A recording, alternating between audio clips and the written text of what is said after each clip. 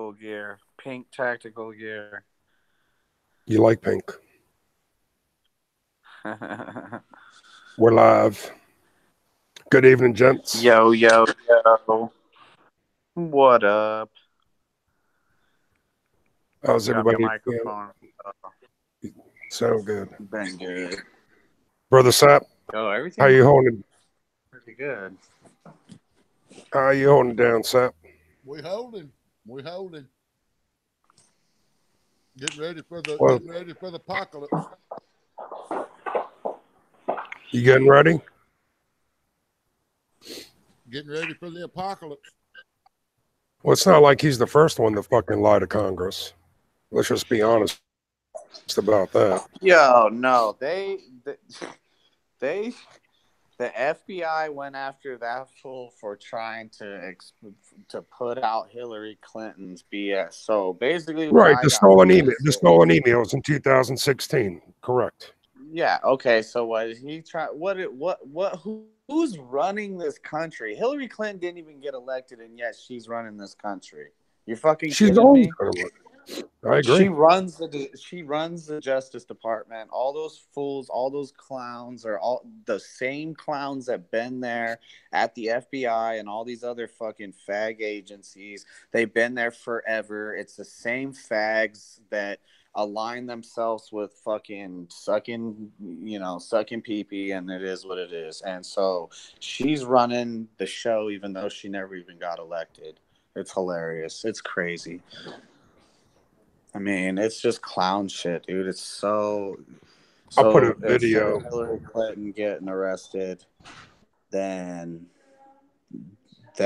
Robert Stone gets arrested. I wouldn't doubt it if Alex Jones is next, and anybody else and everybody else. It's a joke. The FBI is still going after the right. They're still going after, you know, right-leaning patriots, stuff like that. That's who they're watching. That's who they're still worried about. They're not worried about Antifa and the leftists and the communists and the socialists and all this shit. You could be on the out-and-out socialist, communist, whatever, and they're cool with it. They're all right with it. They're allowing that to grow and fester and all that kind of shit in our government, in our country. And she's still just walking free, making her billions, doing her thing. She's gonna be president, dude. They're gonna bump. Oh, sorry, President. They're gonna bump. They're gonna bump Mike Pence and Donald Trump. Then Pelosi will take over because Speaker of the House is comes right after the VP in peck order, and then she can appoint Hillary Clinton, and then she can step down, and Hillary can be president. What's up, brother Andrew? I'll get you linked up, homie. I've been sending you messages, but I don't get no replies from you. So the biggest fiasco of all was it was funny. CNN was sitting there waiting when the FBI drove up. They already had their cameras set up and everything. Yep, in Florida. Yeah, the Clinton News Network. You got that right. Mm-hmm. Give me one second. I'm trying to find Angel here.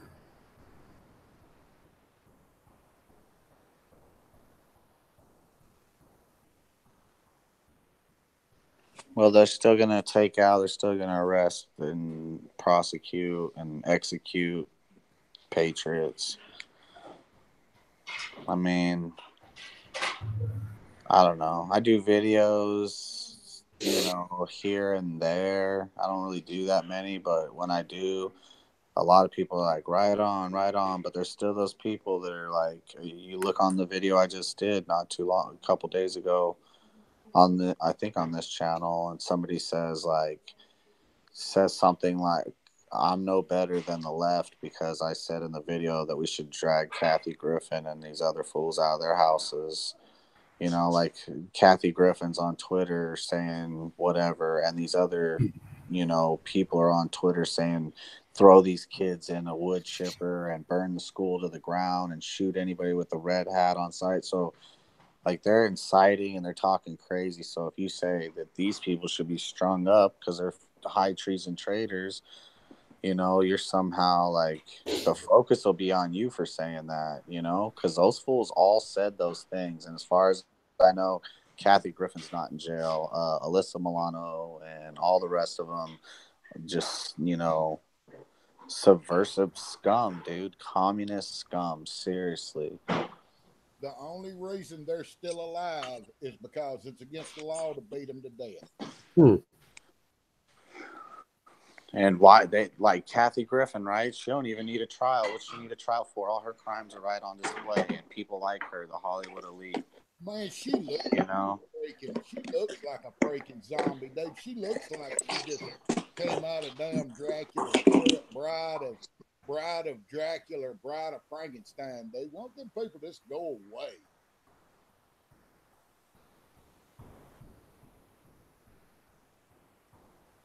I'm all I know is I'm thrown in a towel. I'm saying all is lost. Abandon all hope. Run for your lives.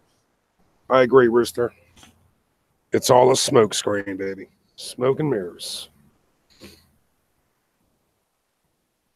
I know one thing. If I'd ever and spoke publicly in support of Donald Trump, I'd kind of be careful because they're looking at you. Hell yeah.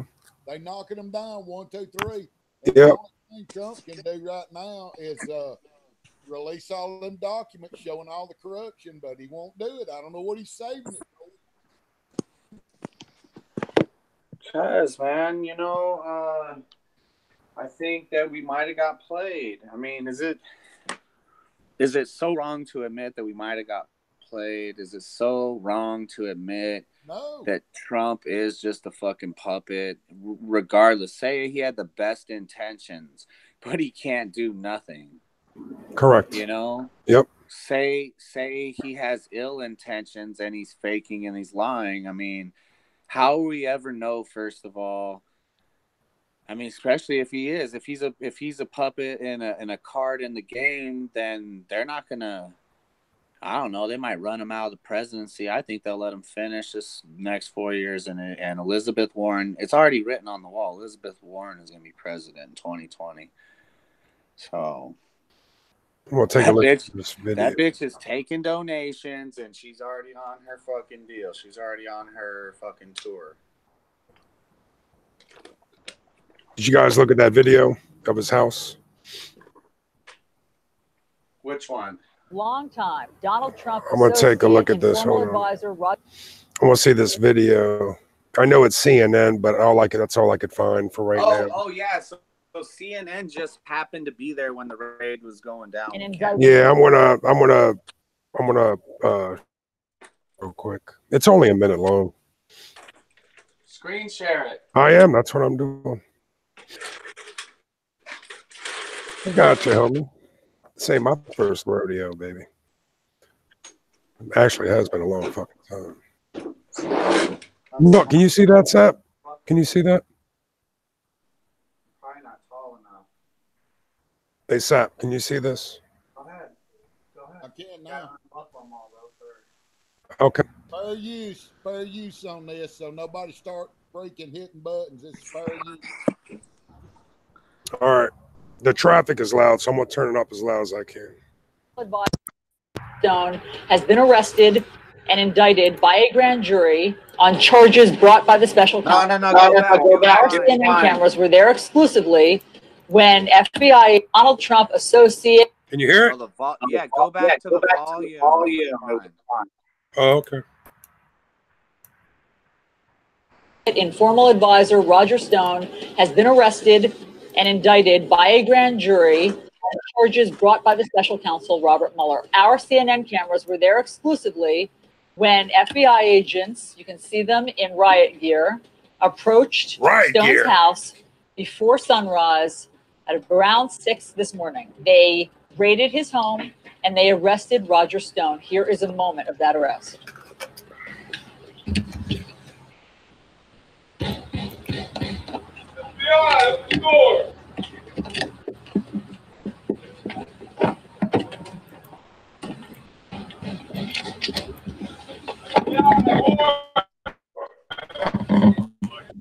That is Roger Stone being awoken by these FBI agents, and I'd say right It's actually just flak jackets. They're wearing bulletproof vests. One had a helmet on. These are, I mean, they don't, agents wear that when they don't know what they're going to encounter. And it is just remarkable. And to see this, because this is not how anyone else connected to the Robert Mueller investigation has been arrested. Not Paul Manafort. This is not a civilized, let's walk into the courthouse with our attorney. This is something quite different. I see.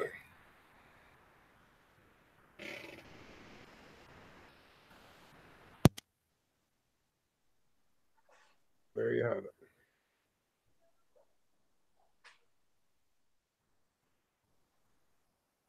Who's next? All I know is there's a bunch of patriots that were Russians. If they're right, there's a bunch of patriots that I thought were patriots that are all diehard communist Russians. They're socialist, died in the war Soviets that we've all been fooled for 50 years.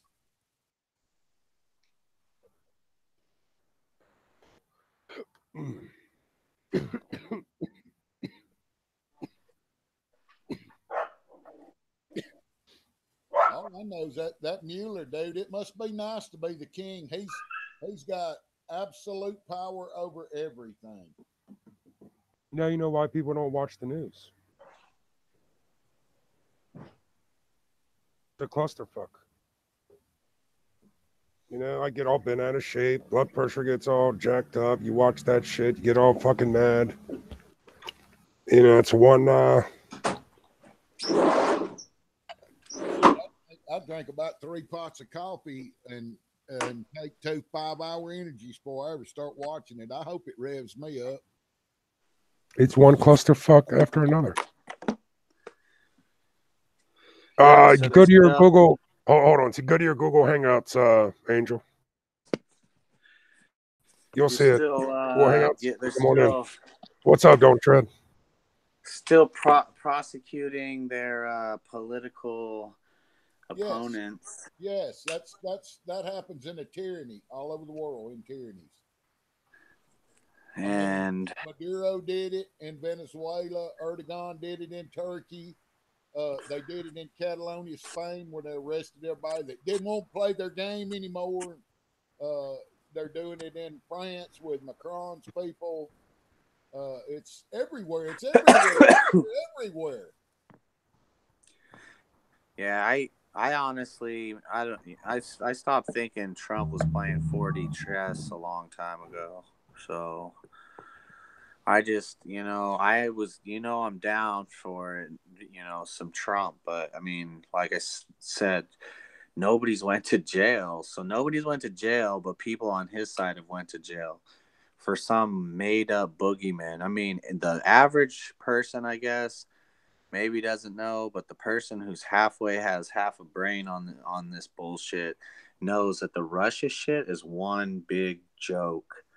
Like, you know what's going to end up happening? Something really is going to end up happening with Russia where they fucking infiltrate or fuck us or steal something from us or something like that, because the fucking alphabet agencies and all these fags that are supposed to get their money and do what they're supposed to do are too busy fucking chasing a fucking, nothing, just fake bullshit, fake news. Who directed him to do it, though? Hillary Clinton. Mueller is that, as far as I know, Mueller is attached to that family. Dude, I don't think it's the Russians. I think it's the Chinese. I mean, look. You think so? Feinstein just got busted with a personal assistant that's been a Chinese spy for 20 years, and she didn't know it. And she's on the intelligence committee. I mean, that's insane.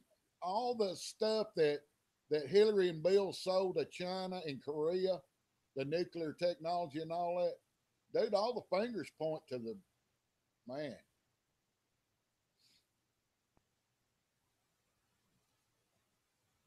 Whoever's got the most money gets the most information. It's pay for play. Or play for pay. She's untouchable, dude. I told y'all 2 years ago. She's Teflon. She's Teflon. Somebody needs to take one for the team. Somebody gets close enough to her, needs to take one for the team. I got to get this pizza out. Hold on.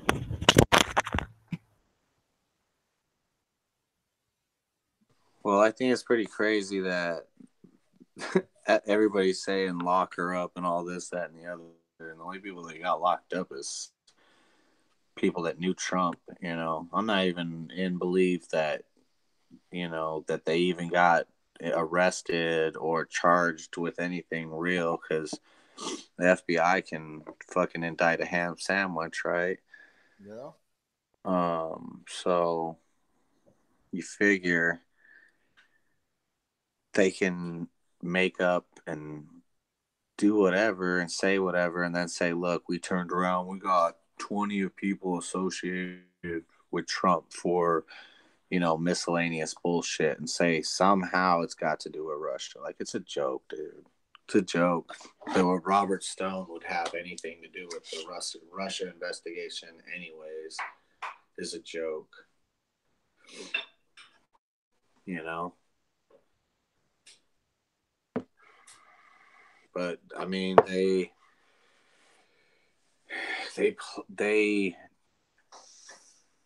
depend on the right not to do nothing. And even when the right was getting all fired up, now Trump's president, now the right has like this fucking naiveness about them, and everybody's all in on Trump. You know, I mean, I guess it would suck for everybody to abandon him. I'm not saying that, but at the same time, if nobody's going to jail and some motherfuckers were supposed to go to jail, Nancy Pelosi can fucking shut down the State of the Union. He just looks weak. He doesn't look strong. You know what I mean? To me, he doesn't look strong. The the border, I mean, he's dragged the border deal out so long that it's like, you know, nobody even cared. Nobody even cares in this country that we're giving away our country. Nobody cares that we're giving away our children's futures. Nobody cares. Let's be for real about it. Yeah, me and you care, but fucking every other retard that has their head in a phone and a tablet and all that good stuff doesn't give a shit. I mean, they're either drugged out on welfare or they're working their whole life away to fucking have the good things in life, you know, or prep or whatever. Who the fuck knows? But the average motherfucker don't understand what it's doing, and they have to not care because there would have been something done about it. I mean, it's outright theft, you know, of our country, and motherfuckers would have made a bigger stink about it by now. People just, you know. Well, they said the other night, here's just a couple of little statistics that they picked up. They said that Trump has got an idea of what's going on. They said that the next, that if Venezuela collapses, that they're expecting 8 million people on top of the up to 30 million people they're saying are here illegally already, 20 to 30 million. And they're saying that if Venezuela collapses, we'll have an influx like the exodus out of Syria. They said for the U.S. to expect 8 million refugees out of Venezuela and Central America if it collapses. That's So, fucking ridiculous. dude, that's a lot of people. That's like 10 times the amount of people that left Syria.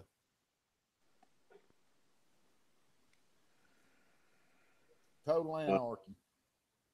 All I know is we're fucked. Keep Dude, they prepping. put 10,000 people piled up on the border. They bum rush that border. You know it. There ain't no way to hold back 10,000 people. And yeah, I mean, dude, they can't even secure the funding for the wall. They can't get enough wall made fast enough. There's a lot of knots and can'ts and haven'ts, you know. And we're on what, year 3 now?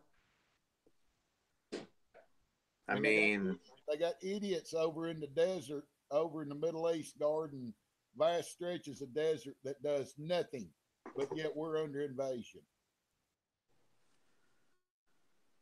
Yeah, we're not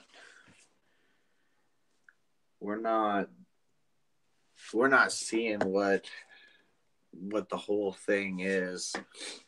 I mean, it's all out there in the open to be seen. I mean, there's shenanigans behind the scenes, but for the most part, it's all on the out and out. But I just noticed that everything's a joke, man. Everything's a joke. Even if you look in, serious conversations going on and all that kind of stuff in the comments. I mean, a lot of our stuff, I guess, is a little bit better, but when you see something that you would think would really wake the masses up and upset people and get them to take some type of stand, you're looking at the comments and it's trolls and it's a joke, one way or the other, whether it's the team that's winning on that subject matter or losing on that subject matter. It's all a joke.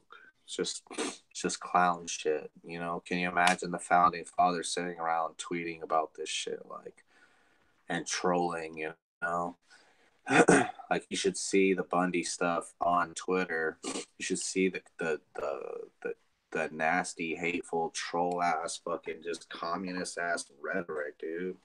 And that's not a bot. That's some fucking little fucking commie sitting in his living room, sitting in his mom's basement, whatever.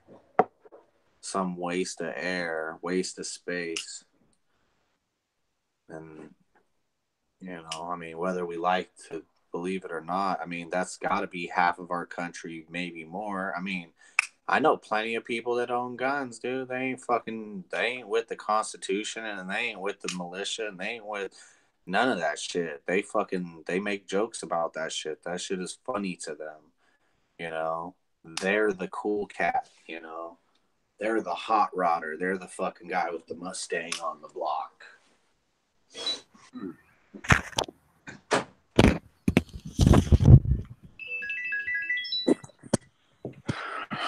Oh shit, that's Angel. I sent you the link, brother. Like it. So you tell people the same shit forever. I guess I'm not trying to fucking say anything new, but dude, I just couldn't believe that Roger Stone's gonna get fucking arrested for basically. I mean, what is one of the dealios that he fucking tried to spread hacked emails? Okay, so you're going after fucking info that you motherfuckers should have got or should have shared with the public, but you chose not to. You're not gonna, so you're gonna fucking go after. I mean, all Roger Stone really needs to do is fucking stop talking shit and fucking apply for his fucking his press credentials and claim he's a journalist. Then it's all fair game, right? Well, he's got press credentials. He shows up to be he's an acting jack journalist where he goes and does reports on stuff, or a commentator, What up, Angel? What up, Angel? What's up, Angel? Damn, your shit sounds like my old phone. Hey. What's going on, everybody? Thanks, G, for the link. I had to open up my Hangouts. I found it. There you go. Hey, Charlie, good to see you, homie. How's everybody else doing? He says, Angel, we are literally living in 1930s Germany. HRM says Cali and New York is butt fucking the rest of the country. I want to fuck them zombies up. I'll have to second that. It is a mind fuck, HRM. That's what I've been saying. Dude, they made it okay yesterday to jerk a baby off a woman and kill it. I mean, what else are they gonna do? They don't believe in the death penalty for people that are child murderers and mass murderers and serial rapists and stuff like that. But buddy, they don't want them babies born. Well, if this happened 3 years ago, and we all main stir of the pot, again, why isn't the muscle? Why are we letting her get away every fucking year? Every year. So no, the thing is, like, I would say this, dude. I would say we need to fucking stop. We need to stop thinking like it's gonna be some fucking constitutional fucking awakening or something. It's not gonna happen. No. Well, when motherfuckers do wake up, you're already a day late and a dollar short. And motherfuckers are just stupid. They don't get it, you know? These are the same motherfuckers trying to tell you the Second Amendment doesn't mean what it says it means, you know? So the fact is that all that kind of shit, this is just my opinion. So, I mean, nobody has to take it as gospel. The best thing you could do, like I've been saying already for a couple years, is you get your shit, you get your shit, you get your shit. And you know, that's reality. You can get your shit. You are not gonna take back your country with a whole fucking ride or die pack and shit. You know what I mean? Like, this country is fucking retarded. They don't understand that. And when you start talking anything like that, even people, you see it in the comments, so they're like, oh, well, you can't say that you want to hang Kathy Griffin on pay-per-view. You just can't say it. Then it just makes you like them. And it's like, what the fuck? That's the fucking point, you fucking retard. I mean, as much as I love you as a subscriber or whatever, you know what I mean? But come on, dude. We had a little party, didn't we? All I'm saying is for the Hollywood elite to fucking talk about killing kids and the fact that you're not allowed to talk about fucking that we should take out fucking those entertainers that are fucking preaching that bullshit. So right there, if you say that's the enemy, we should be fucking mobbing on them motherfuckers and stringing them motherfuckers up. If you say that, right? So that's a fucking action. That's a plan. That's a solution. And not only that, they're guilty of treason of the highest forms, dude. They're propagandizing our fucking children and they're destroying our country. They're subversive fucks. You know what I mean? But like Seth said, like every way. Money. So, okay, but that's the enemy, right? Making that's money, part of the enemy. Right. So you say this is the solution for that enemy right there, and people say you can't say that. Well, wait, these motherfuckers say you could burn down a school full of high school kids, but I can't say fucking string Kathy Griffin up and let her swing on pay-per-view. I pay $50. I'd probably pay $100 for that. Ow. Easy peasy. Easy peasy. So you can't say that though. So if you're saying, or you were to say, that's the enemy, I've identified the enemy, I've identified their crime against us as a fucking republic, and here's the solution, motherfuckers look at you and they fucking, well, you can't talk like that. You can maybe think things like that in your head, but you can't talk like that. And pretty soon you won't be able to even think like that. Yep. So yeah, right. It's not just the talk though. That's the whole thing though. It's also the action, right? You have the left taking action where they're going after people wearing the MAGA hats or whatever they're called, right? You got Antifa doing their stuff. You got like we had over here on the East Coast when they went after the Confederate flag, Confederate statues. Yeah. Yep. I had 3 streets in my neighborhood that were changed. Because, you know, they were declared racist or whatever, right? So they're taking action, okay? Why is it that you can sit there and have a group of Negroes beat the living shit out of a white person, and that's living in Martin Luther King Avenue, right, Angel? Tell them. Right, yeah, and then, you know, but if white people turn around and jump one Negro, immediately it's all racist, and you can't do that, and, you know, and so the thing is, they're doing stuff. Right? Whether the law is with them, whether the government's backing them up, or Soros is paying for them, who gives a shit? The thing is, they're going out there, they're doing stuff, and the Patriot movement, in my opinion, isn't doing anything. And the fact that people still continue to think, oh, well, you know, we got to vote these people out. We got to write our senators. We got to call our congressmen. Seriously? Really? You really think that we're going to get anywhere? There's no patriot movement, though. Come on, man. Let's be for real. Man, no. A whole bunch of fools buying grunt-style T-shirts does not fucking mean there's like, you know? I mean, come on, dude. There's a fucking groups of motherfuckers that are fucking real deal, fucking Holyfield. They're definitely not on YouTube. That's for sure. Let's start probably with that. You know what I mean? There's real motherfuckers, and there's maybe. I mean, I bet you there's a lot. I bet you there's a lot, but fucking. Let's not pretend like every motherfucker stroking his AR and his grunt style T-shirt on fucking fucking YouTube is a patriot. I mean, I'm just saying. Oh yeah, I agree with you 100%. Or social media. So I hate saying YouTube. Social media. How about that?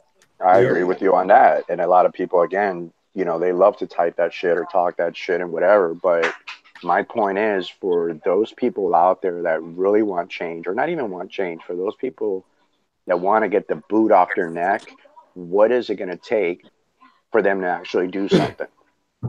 That's what I'm wondering. That's what I'm asking. So that's a good question. Think about the whole SHOT Show shit that just got over with.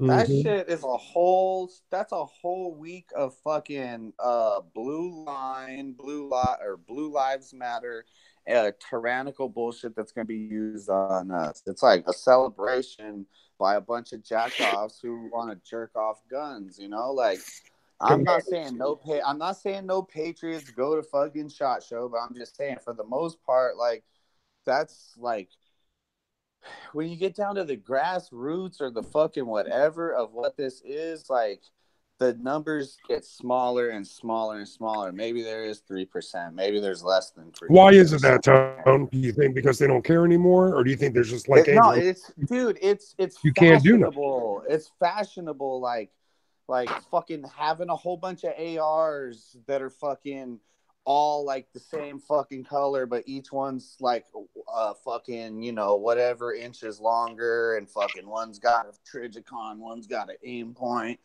and then fucking they got their plate carrier, and they're fucking jacking off and fucking stroking off their guns, and it's fashionable. It's hobby bullshit. It's hobbyist bullshit. It's the same hobbyist bullshit as like some fag with a bunch of fucking cars and shit, you know? To answer your question, G, I think people are just soft. Well, I know, but dude, it's, I don't know. I think both of y'all are right. I think people are just soft. I get that. And lazy. But America is very popular right now. That America, that whole like ignorant ass, like fucking, I love waving the flag and I love supporting my police, but I don't know. I don't have a fucking brain cell in my head, you know? Like, that's also it. It's fashionable. It's hip. Like, it's hip to like fucking be that fucking operator look and have like fucking real nice shiny guns and shit. Like, that shit's real cool. Bitches like that shit too, you know? Trace, what's up, brother? He says, Rome wasn't built in a day. I see we live in a time where most of the people expect instant gratification. Childish success is the progressive realization of a worthy deal. Yeah. I knew like a big Instagram motherfucker, I think it was, and just social media person that's like into guns out here. And it was around Bundy Ranch. And I hit that person up like, yo, you're always rocking mad guns and stuff. You know, the meetings at Bundy Ranch, you know. And they were like, nah, I just got all these guns. Like, I just like fucking got a gang of guns. And like fucking good investment. No, I'm just saying, it was like, yo, I just like, basically I got all these guns and I take a lot of pictures and I make money off of it, more or less. You know what I mean? Like, that was like it. And I was just like, all right. You know, I mean, that's why I'm not on Instagram. I hate to ever sound like a hater, dude, but I guess I'm just so, I'm like, I feel like a father that's so disappointed, and it's just crazy. Well, you're not the only one that thought Trump and was happy that Trump, all four of us here were fucking happy. I hated Trump. What are you talking about? Oh, I know. It started. I hate all government. Dude. Yeah, it started before that. It's fucking been going on. And we thought it'd get better, and it really got worse. Well, that's what I'm trying to say. We lost Nevada. Nevada went blue under Trump. That's crazy. Nevada went blue under Trump. And it's not coming back, bro. The damage done here is bad. 50 years. I don't know about 50 years, but... That's why they say it doesn't matter who's there. They're all puppets. You know? Yep, even the almighty fuck Trump. Yep. He's another puppet. I hate to say it, but it doesn't matter. Well, just go back to the early 1900s, right? Mm-hmm. And go back, you know, that far, basically 100 years to today, and look at our rights, how they've been eroded, whether it's been a Republican or a Democrat in power, whether it's blue or red or whoever. Amen. Right? We have less rights today than we did just 100 years ago, and even less than before that. So when people sit there and say we can change, we can vote these people out, we have the power, government works for us, government listens to us, bullshit. Right? Just go back 100 years and I'll prove you how wrong you are. But people still want to keep believing in a system. Anyone who wants to argue that is a stupid fucking bullshitter who's lying in their lies every day. Well, I don't know about you guys, but I ain't putting no money in the stock market. Y'all see what we're spending our pennies on. And we like toys too, but they're pretty practical toys. So, but then again, I don't have a big following. I mean, I'm lucky if I get 20 views. So the world ain't seeing everything. Amen. That'd be the truth. Yo, just buy more shit. That's all you gotta do. Nope. Instead of buying more shit, people need to start putting their shit to use. How's that? That's putting it nicely.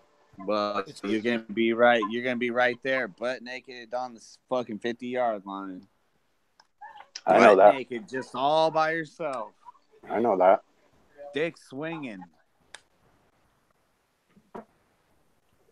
And you know the FBI, they're gay. They're shooting you right in the dick. In this conversation about, the only people that are corrupt are at the top. Really? So these people are the pillars of the community, the actual standard by which all other Americans go by.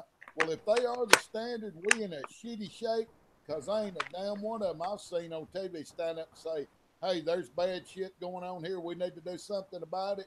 What's the matter? You afraid you're going to lose that pension? Oh, okay. Well, you just go right back to the back of the line with the rest of the motherfucking losers. Right? She's a criminal, dude. Bottom line. She's a criminal. You know, there's so many like dystopian type movies that have already playing out. Like 1984 is like literally playing out. And so there's been that manuscript for a long ass time. It's been in play. And, you know, what was the reason in those movies that those people got that way? It had to always be because nobody fucking probably realized it was too late till it was too late, or gave up some rights if they had any rights at all and fucking got to that point or whatever. But those movies that we grew up watching, those fucked up movies, like, yo, that's never gonna happen here in America. This is America. We'd never let that happen. You know, it's crazy. It's really crazy because, I mean, there is Trump worshiping going on. I mean, that fool can do no wrong. And I'm not saying that he's doing a lot of wrong, but he definitely ain't locking nobody up. And if there's a whole bunch of criminals from top to bottom and he ain't arrested nobody, then the fuck's he doing? What the fuck's he waiting on? How can you believe all these other little shits like Q and all this other? I mean, that's for like endlessly or hopelessly endless, or however you would say it. Hey, like that guy that got arrested today here in Fort Lauderdale, right? They've been showing it all over the local news. And out of all the people they interviewed, you know, like the neighbors, like, oh, what was it like, whatever. There was one guy there, and he looked like he was probably like in his late 70s or some shit. He was real old. And I love what he said, because what he brought to the attention, which nobody else said when he was interviewed, was he said, all I had to do was contact his lawyer, tell his lawyer, notify him of an arrest warrant, and arrange when he could turn himself in. Right? They didn't need to go and show up with other rifles and kick in his door and have a SWAT team and a helicopter. There was no need for that. And have CNN there waiting already. Right, but to me, it's like, and I'm even surprised that they showed that on the news. I was like, wow, like the local news down here in South Florida, I'm surprised they even, showed that part of that guy saying that. But he brought up a great point, which is, why did they do it this way? And again, it's the government's way of basically pissing in our face, and saying this is the power that we have, but what are people going to do about it? I mean, it's literally in our face. They don't just talk about it, but they make examples of whoever the hell they want. So she gets rid of 33,000 emails, acid washes her fucking hard drive, whatever the fuck it was, and boom, that's it. Everything is okay now. Investigation, nothing. Well, yeah, everything ends. Yeah, but she runs. I'm not saying she personally. She's clicked up. She's in the set, yo. Right. And she has been, her and her fucking husband, when they're fucking good old Billy Boy. When they were Wacoing motherfuckers, right? Mm-hmm. Those are the same fucking fags, right? I mean, those are the same so-called patriots, right? Those guys that killed all those women and children. I mean, because I heard a gang of times that not everybody in the FBI and all these other places is bad. That there's a lot of patriots in the FBI and etc. I heard that plenty of times. Yeah, the same way there's good cops, but you never see them arresting any of the bad cops. But I'm just saying, the connection goes all the way back to then. It's the same motherfuckers that killed Lavoy. It's the same motherfuckers that shot up a whole bunch of people here in Vegas and then lied about it. So, I mean, if Trump was running the FBI, I'm pretty sure that fucking Americans wouldn't be getting shot up. Fucking. I'm sure that, I don't know. I'm not even going to say I'm sure, but I would hope that Hillary Clinton would be locked up. Chuck Schumer. I mean, isn't the fact that Pelosi and Schumer talk to Trump the way that they talk to him? And, I mean, how come Trump can't pull Pelosi and Schumer's card? You're telling me those fools got rich as fuck, off of the taxpayers' money, and it's all legit, it's all straight. I mean, I know they get paid good, but I'm just saying. Damn, G. Sorry. Haven't smoked one in a long time. What was it? Maybe you guys can correct me. There's that old saying, something like, all evil needs to triumph is for good men to do nothing. Y'all know what I'm talking about, right? Mm-hmm. Something like that. Is that it? Yeah, for evil to triumph, all needs. Yeah. Well, then that's pretty much what's it, right? We already know there's evil up there. We already know there's corruption.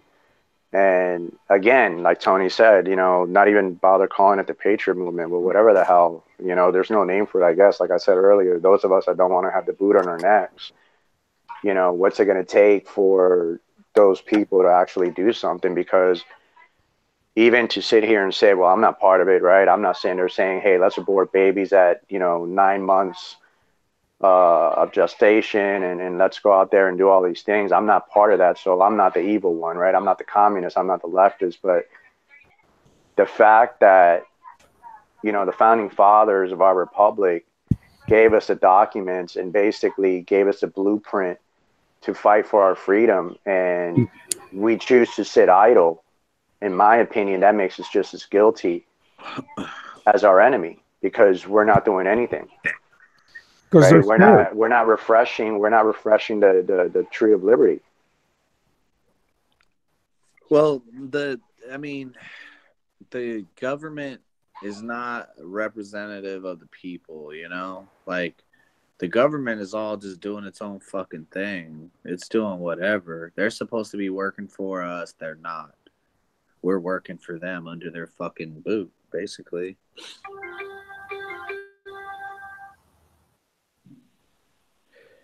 I mean,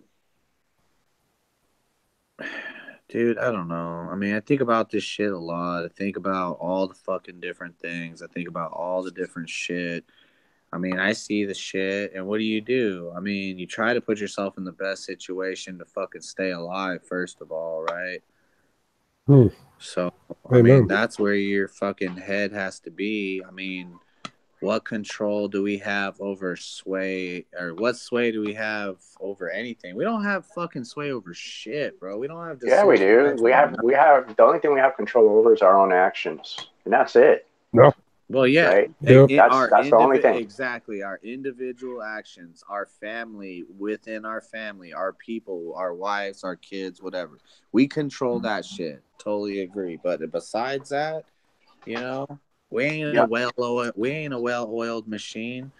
You know, I mean, I'm sure that in the backwoods of America somewhere, hopefully, there's groups of patriots, motherfuckers that are fucking off the radar doing their thing, and there's groups of motherfuckers.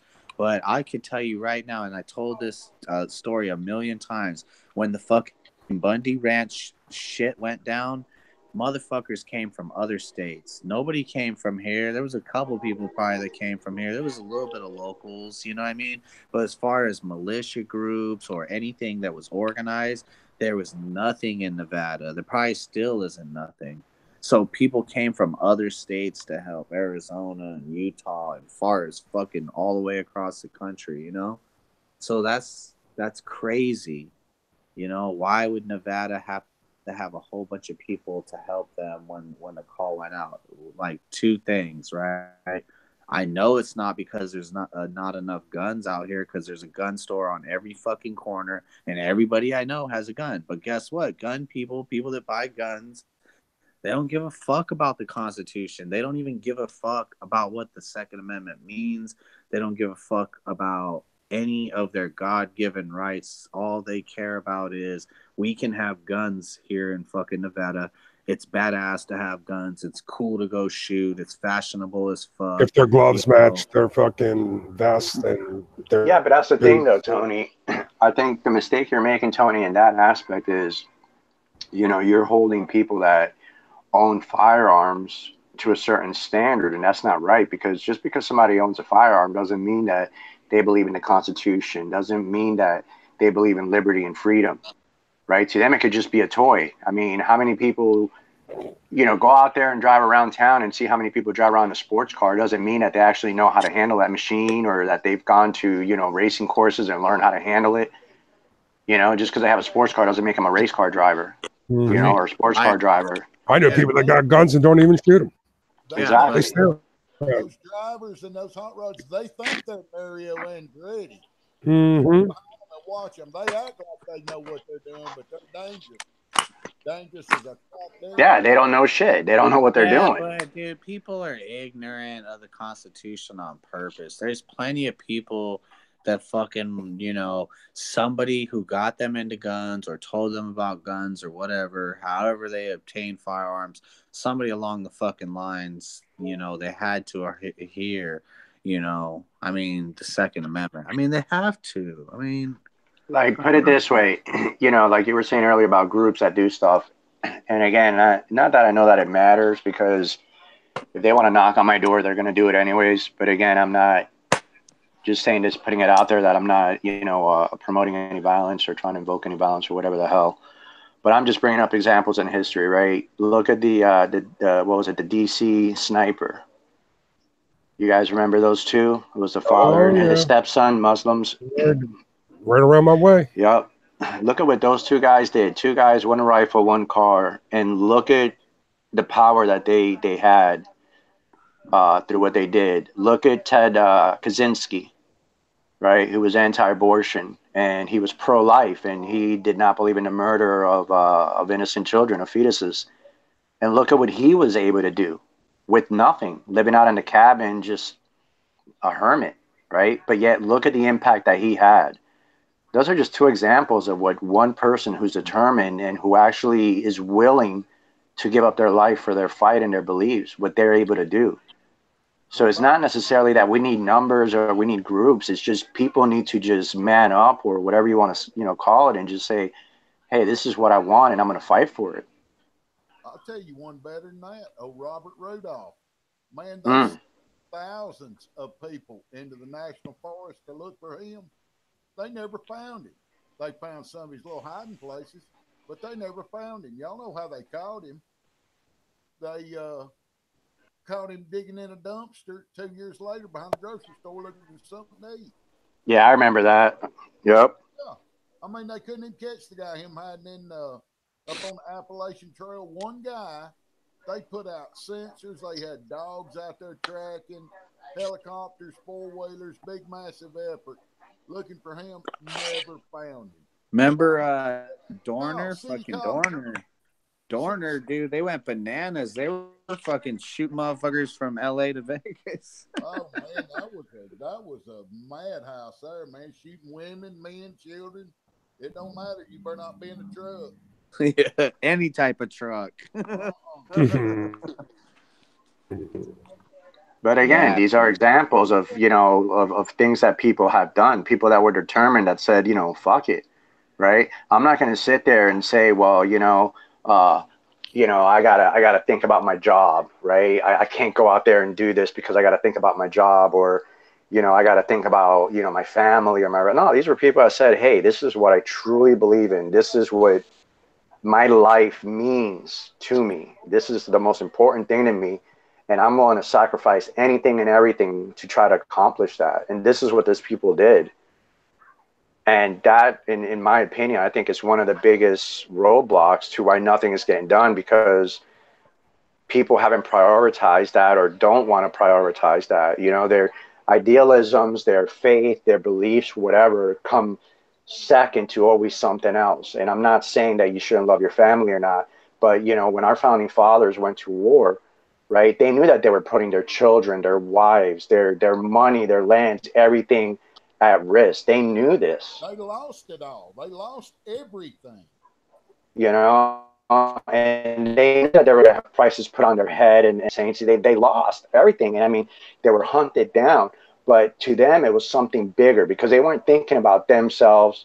They weren't thinking necessarily about their children. They were thinking about future generations. And I think that's one of the biggest problems, is that Americans today, at least the ones that think, similar to our point of views here, is, we don't want to think about the future. And like I was telling, HD this week on his chat, why would you want to leave this fight for your children or your grandchildren when you can handle it yourself?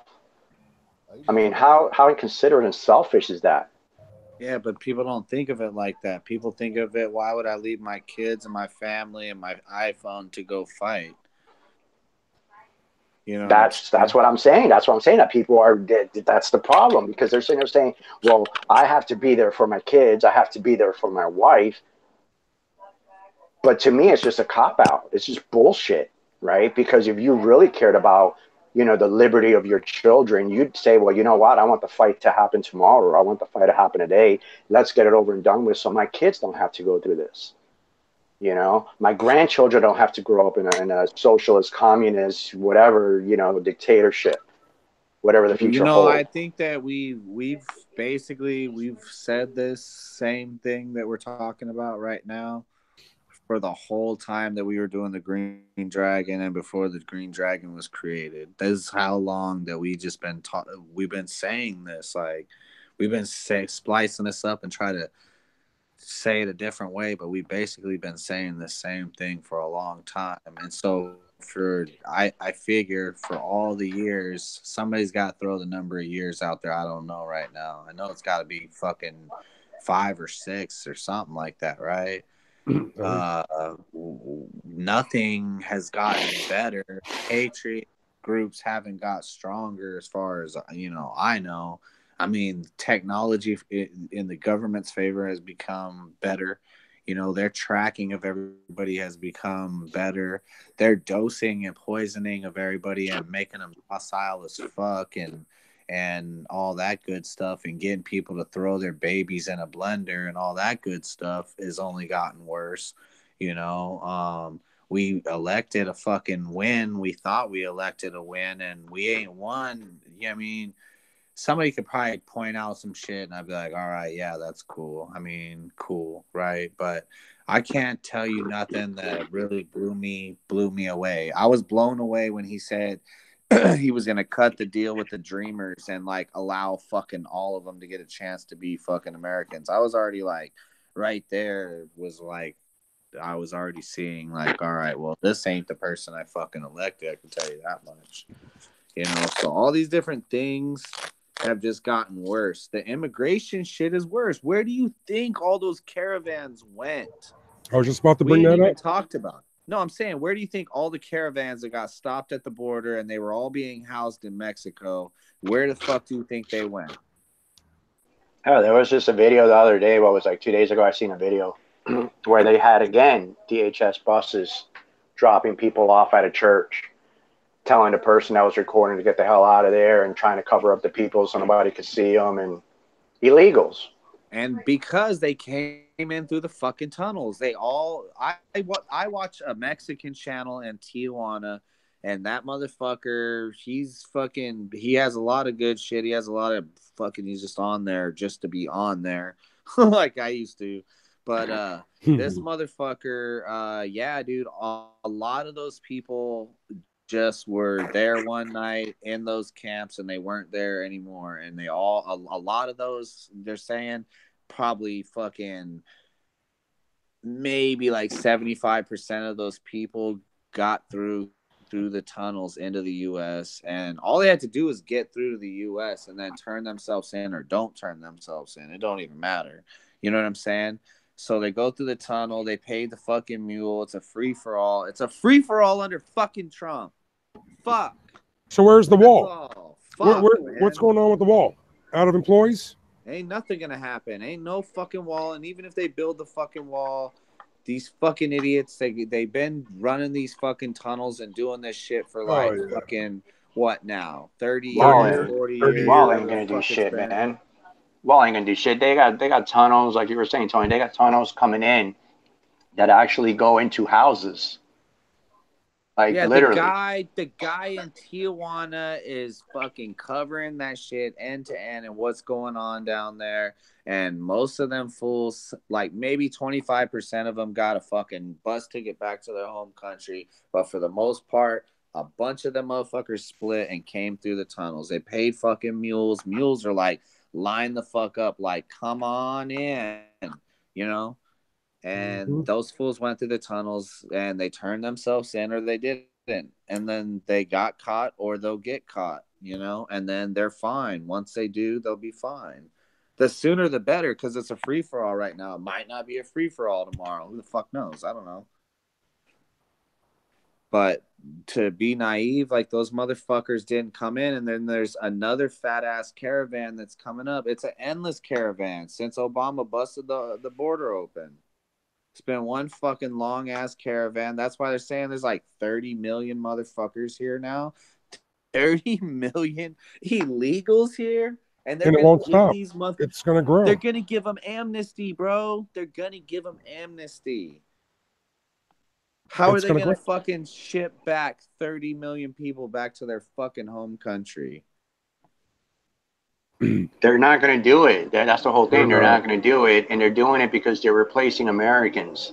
Exactly. Right? They're getting rid of Americans. So the choice is up to us. What do? Do we sit there and bend over and take it up the ass? Do we just lie down and die? Or do we go out with a fight? Looks like it all comes back to the same shit. We ain't doing nothing about it. Exactly. Yeah, America's a carcass right now. We're like, You want to stop people crossing the border? Let me tell you something. You want to stop people from crossing the border? Let Americans go out there and freaking with their own guns and start taking pop shots at anybody they catch, you know, crossing over illegally. As soon as they step, you know, foot on our soil, that's it, pop them. I guarantee you. You know what would Well, hold on. I guarantee you that once Americans started doing that, 98 to 99% of freaking people trying to cross the border would stop. No. That's it. They would stop. No. Fuck no. The fucking You don't military, think so? the National Guard or the FBI would turn on Americans and start shooting. No, hold on. That's not what I said. What I said was if Americans took it into their own hands, they can stop the problem overnight. Literally. Right? I didn't say anything about the government. As far as the government, again, you have how many law enforcement and military altogether in this country versus the population itself? People say we don't have the numbers. We have the numbers. Oh, we got beyond the numbers. Exactly. But it's just people standing up and saying enough is enough. You know, we're going to catch these illegals crossing. We're going to freaking, that's it, put a bullet in them. They're invading our country. I'll tell you one way they could help is, you know, it's either 25 or 26% of the U.S. population is illegal immigrants. If they'd send them home, it'd take a strain off just the prison system. But no, they can't do that because they've got the profit prison system thing. So oh, but also, like Angel said, you know, they're getting rid of Americans. People, you know, jobs. All the Mexicans taking it over, bro. That's just how it is. You know what the crazy part is, though? Even like I've known for a little bit now, Mexico is not as bad as it was. I mean, obviously the cartel violence is out of fucking control, but as far as people fucking living out there and shit like that, it's not who's all coming across. It's all motherfuckers from the fucking third world. Mexico's catching up, you know what I mean? But we're talking all them shithole countries like Guatemala and Honduras. El Salvador. Those are shitholes, dude. Those are shit fucking holes. There's nothing nice about those countries. They're a fucking constant war for fucking ever. And you can blame it on us, I guess, but who fucking cares? It still doesn't change the fact it's a shithole. And the people that come from there are full of disease, shithole fucking rats. Yeah, but it's the same thing that's been going on with Europe, right? We go to the Middle East, right? We displace all those people, and now all those people are being shipped to Europe. So like that, they can dilute the population over there. We're doing the same shit to ourselves over here, right? We're fucking up all them countries down south in Central and South America. We're fucking them up, you know, and they're wanting to leave and come up here. So, you know, it's like the government is staring these beehives to get the bees all riled up to freaking come after us, and that's what they're doing. Because they're all wanting to come here, and like G was saying, they come up here, and yeah, they're replacing us in our mentality, in our labor, everything, our culture, our fucking language, just like Michael Savage been saying for a long ass time. Our border, our language, our culture, all that shit. And if you don't have that, if you don't have no border, you don't have no language, you don't have no culture, then you don't have a fucking country. You don't have nothing. You know? And the other thing is, like with Mexico, I've been seeing a lot of footage for the longest time and reading articles. You know, all these people talk about, oh, we need to let these migrant caravans come in and all that shit. But it's funny how the MSM doesn't cover the hatred and the racism between the Mexican and all these other Hispanics, right? Where you got people in Mexico, in Mexican cities, protesting to their local governments, you know, because they don't want these fuckers in their towns or in their cities, freaking attacking them, beating the shit out of them, right? Because the Mexicans don't want them either. But of course, they're not going to put that on MSM because, you know, oh, no, they're, you know, all these Latin Americans, they're all united and they're all hurting and they all want the U.S. aid. But it ain't all freaking roses and peachy and shit because the Mexicans don't even want them in their country either. But you're not hearing about that.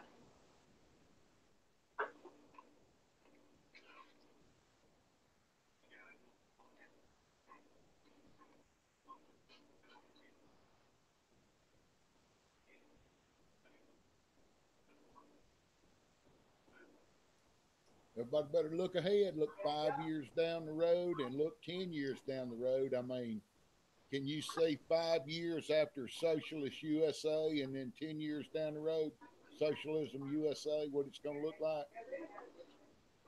They're going to figure out that they're going to be slaves worse than they ever thought they could be.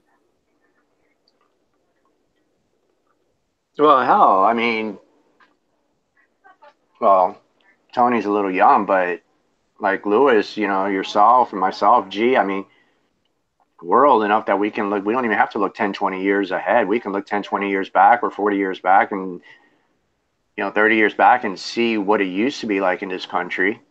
And people back then never thought it'd be what it is today. You tell them, you go back 20, 30 years and tell them, this is what the U.S. is going to look like. They'd be like, hell no, you're full of shit. That ain't never going to happen. Man, it's snowballing now, though. It's getting bigger every roll. I mean, it's speeding up every day. It gets faster and faster. But all this thing, like, with these, like, with the Second Amendment attacks, right? When people saying, well, they're not taking our guns yet. They're not taking bullshit. Like I tell people, I stopped supporting the NRA and any lobbyist organization when they passed the first Brady bill. Because even back then, I was hopeful and I was like, they'll never be able to pass something like that in this country. And hell, they did. But now look at all the anti-gun legislation they have. And you still got people out there saying, well, they still haven't taken our guns, right? They still haven't. What the hell is it going to take? Don't comply. That's the other thing. Everybody wants to, say, well, don't comply, don't comply. All these laws, don't comply. Yeah, that's not where you're going to be singing when you happen to get pulled over for a broken taillight. And, they happen to catch you with one of those banned magazines or banned weapons on you, and then your ass is going to jail. And you be crying like a little bitch. Don't comply. Don't comply doesn't fix anything. It doesn't do shit. How about instead of telling people don't comply, just tell people to fight? Again, today I had, on social media, some people, arguing with me the whole thing of, well, bury them. If they pass the laws, bury them.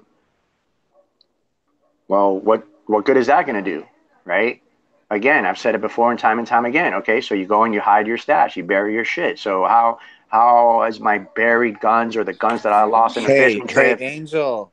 What? Angel, where did they legalize 9-month abortion at? New York. My girl doesn't believe it.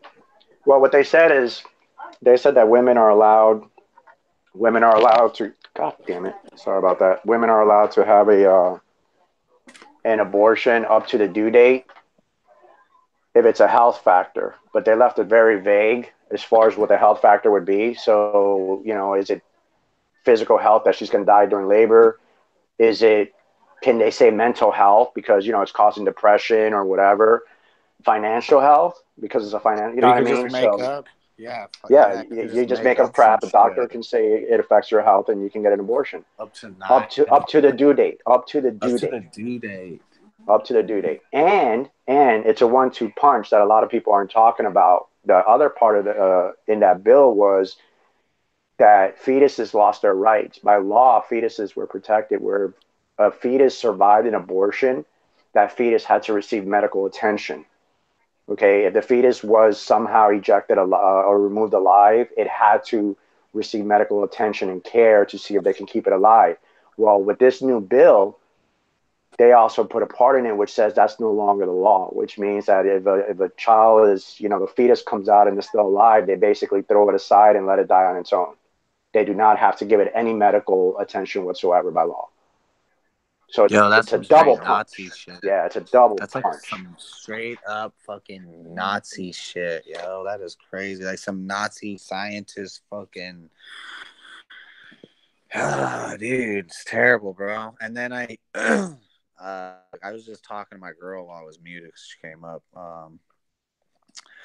Dude, the protest out there, those Planned Parenthood bitches, yo, they're the nastiest, foulest fucking excuses for a fucking human being I've ever seen in my life. They're disgusting, yo.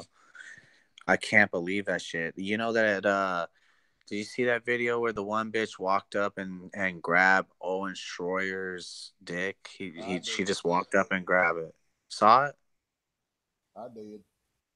Yeah, she went up and grabbed it, and she said because Trump said grab him by the pussy, she can grab him by the dick or whatever. So she walked up and grabbed his shit. The cops were behind him and didn't do shit.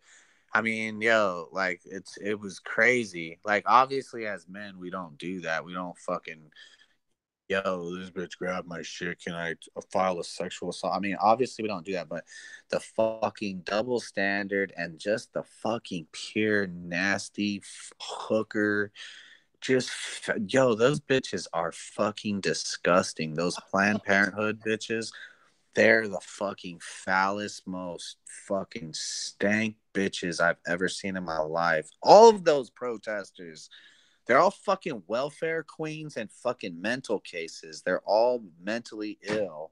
All of them. For you to rationalize killing fucking babies in your fucking little brain, you're fucking got something wrong with you. My thing that pisses me off is this. My thing that pisses me off is double standard that let's say if a woman is on her way, if she's driving on her way to get an abortion, right? She's got an appointment. She's driving there. On the way there, she stops at a light, and I carjack her. And I grab her, and I freaking throw her ass out of the car. I kick her a couple times in the stomach, say, stay down, bitch, and I jump her in the car, and I leave, right? She goes to the hospital. I get arrested. Come to find out, she has a miscarriage because of me kicking her or whatever. You know, I get charged with that, right? Or let's say I take her out and I shoot her, right? I don't get charged with 1 count of murder. I get charged with 2 counts of murder because she was pregnant, even though she was on the way to murder that fetus, that child. Yeah, see, that's the hypocrisy that pisses me off. That's a little ironic, isn't it? Yep. Well, where's it going? That we said a while ago it's snowballing. I mean, what happens when you say, "Well, I've got a 2-year-old I've got a problem with"? They go, "Well, we'll take care of that for you." There is. Where does it go? Where does it go? Saints that they're, God, man, this was so long ago. Sucks having a bad memory too. I think it was about a year and a half ago or so. Year and a half ago. I read some articles. I forgot what country in Europe was submitting at the time. They were submitting. I haven't followed up on it, but they were submitting legislation to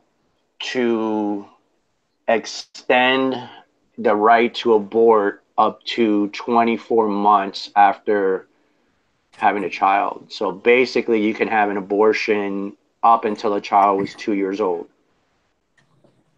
And I forgot the country, and I'm trying to think of it, but I know I'm not going to remember it. But I know it was in a European, and they were trying to pass the bill. I don't know what the status is now, if it ever got passed or what, but the bill was written and submitted to be voted on to allow abortions up to 2 years old. So you go figure, how do you abort a 2-year-old child? You don't. You straight up euthanize them. You kill them. You murder them. Well, that's where it goes straight to like the Nazis did. Well, the child's cross-eyed. Well, can you fix it? Yeah, we can fix it. Or I'm sorry, your child has autism. Well, what do we do about it? Well, the state says since your child has autism, it has to be euthanized. Where does it go? Or what about this one, Angel? You're okay. Well, you're 65. Well, let's say you're 70 years old, and you're not really in any position of authority, so you're really more of a bother than you are a asset to us now. So you have to go. That's the Bill Gates approach. Well, yeah, but that's where we're headed, though. Let's don't keep grandma alive for another year because she's really expensive and she doesn't say a lot, and the grandkids are bored with her anyway. So, yeah, that's where it's going, dude. That's the Democratic donors right there, the Gates and Well, hold on. HD just brought up a good point. Saints is real low. Even I have problems hearing him. I'm on a call. Saints is barely coming through. I could hear him good, but I told G to turn him up. Well, Saints can turn himself up if he's not all the way turned up already. He's got a panel frights. Guys, I don't have a panel. I'm a loser. You gotta come in as the people's.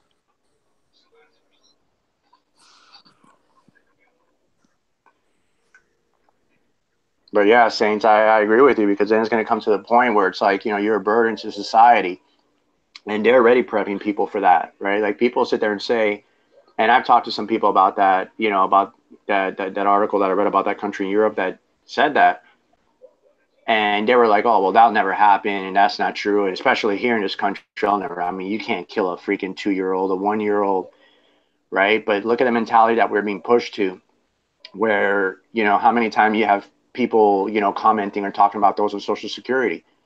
Oh, well, they're a burden to society, right? They're depending off the government, fuck everybody who depends on the government. Well, yeah, if you work your life and you put money into Social Security and you retire and you're getting that check, when you sit there and say, well, screw everybody who depends off the government, you're including those people. Why are they bad? No, that's your money. Exactly. You pay that in all your life. All you're doing is getting it back. Right. But the thing is the mentality of so many Americans that I've come across, which is like, well, anybody who takes government aid is whatever, because they're so like, well, everybody who takes welfare is either, some, trying to censor myself here, some Commie. No, not commie. Like people, that are on government benefits, or people like everybody that's on government benefits is basically someone who's a Jesus Christ, can't even think of the word. Like black, brown, whatever, munching off the system. And yeah, there's a lot, and probably the majority of people are abusing the system, but not everybody is abusing it, right? Some people are using their Social Security. Some people are on disability, and they've worked their asses off and they don't have a choice. But that mentality is being put that anyone who cannot contribute, well, right? So that's like Saints was saying, and I agree with him, because I've thought about that, my God, for decades. Yeah, when you get a certain age, I wouldn't doubt it if sometime in the future they'll say, well, yeah, you're at a certain age, you're not contributing, you're not somebody in power, you don't have all this wealth, so we're going to put you to sleep. And that's it. Get rid of the old, get rid of the young.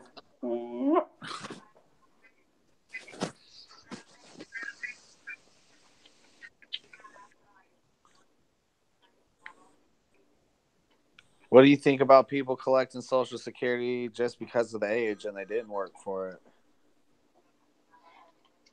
They didn't. They didn't work for it. They didn't put into it. They shouldn't be getting it. But they still do, right? Yeah, I don't agree with those. My 2 cents on it is, I know some of these single women that's got 2 kids, that ex-old man's gone or whatever, and they're ashamed to go get food stamps. I say, you go down there and get them, because they're giving them, your mom and dad and granddad and grandma and everybody else paid into the system. You go down there and get them, because they're letting people that ain't got no vested interest here that's coming in and jumping on that, knocking down big bucks, $1,700, $1,800, $2,000 a month. You go get your food stamps, because if you don't, they're gonna give them to them. So you give them to illegals. Give them to illegals and fucking refugees. That's the way I look at it. They're gonna give them to somebody that's just coming here to take what they can get and send it back home anyway. So you go get it and you feed them kids. That's right. Don't be ashamed to go down there and get it. Your mom and daddy worked all their life, and give it to an American before you give it to some freaking illegal. Actually, illegal shouldn't get any benefits at all, in my opinion. Shouldn't get shit.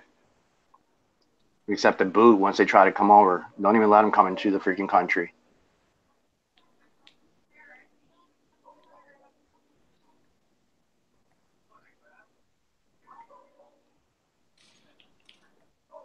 yeah, that's kind of a tender spot with me, because I know everybody in our family paid tons into the system and never lived long enough to get any of it back. So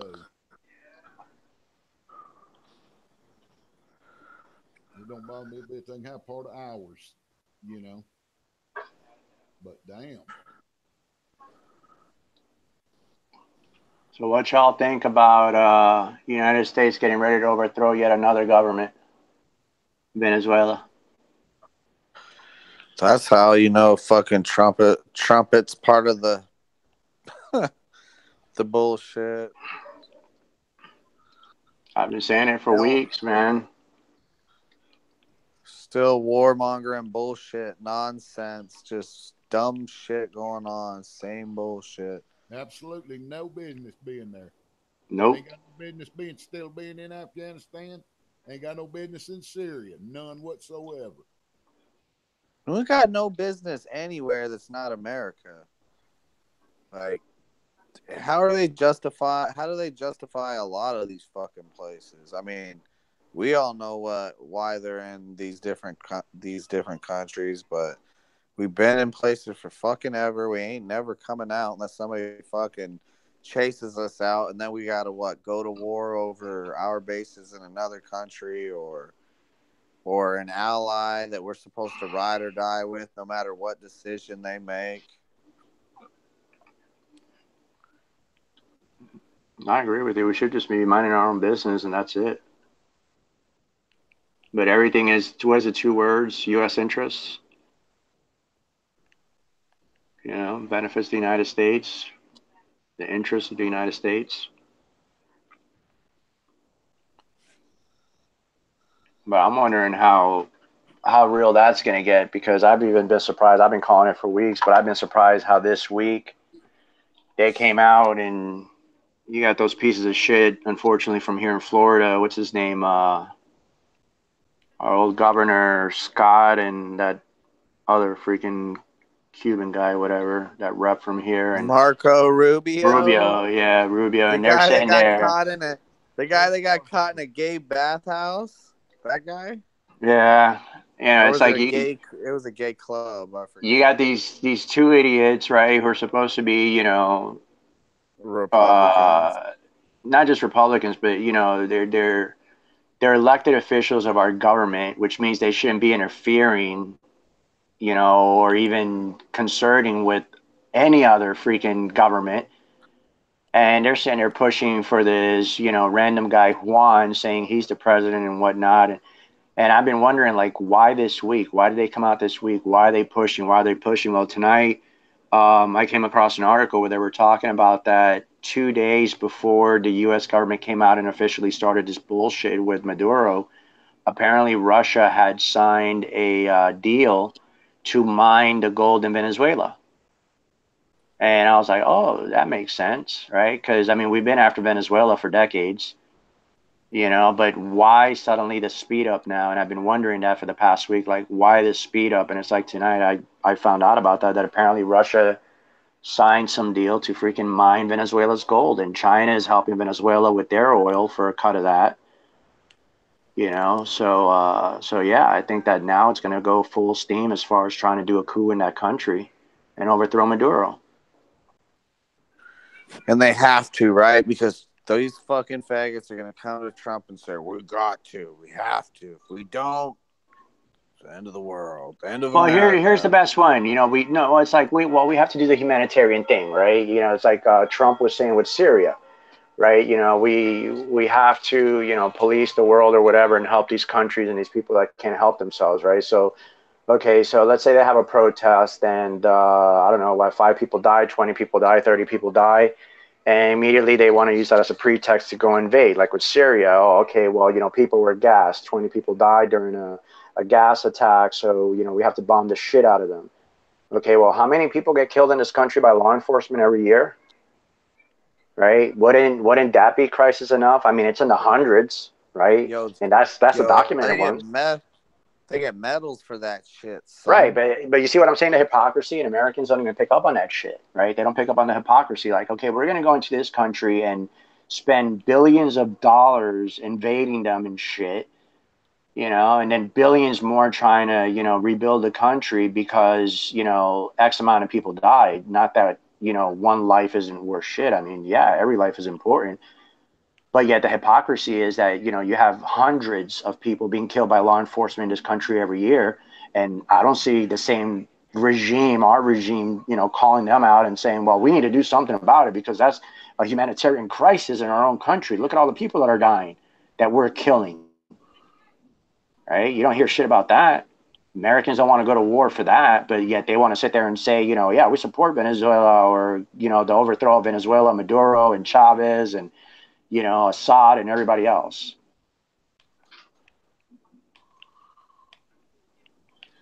You know, all these people, yeah, let's go to war. Yeah, let's help these people. Yeah, but turn a blind eye to what we have happening in our own country. Bullshit.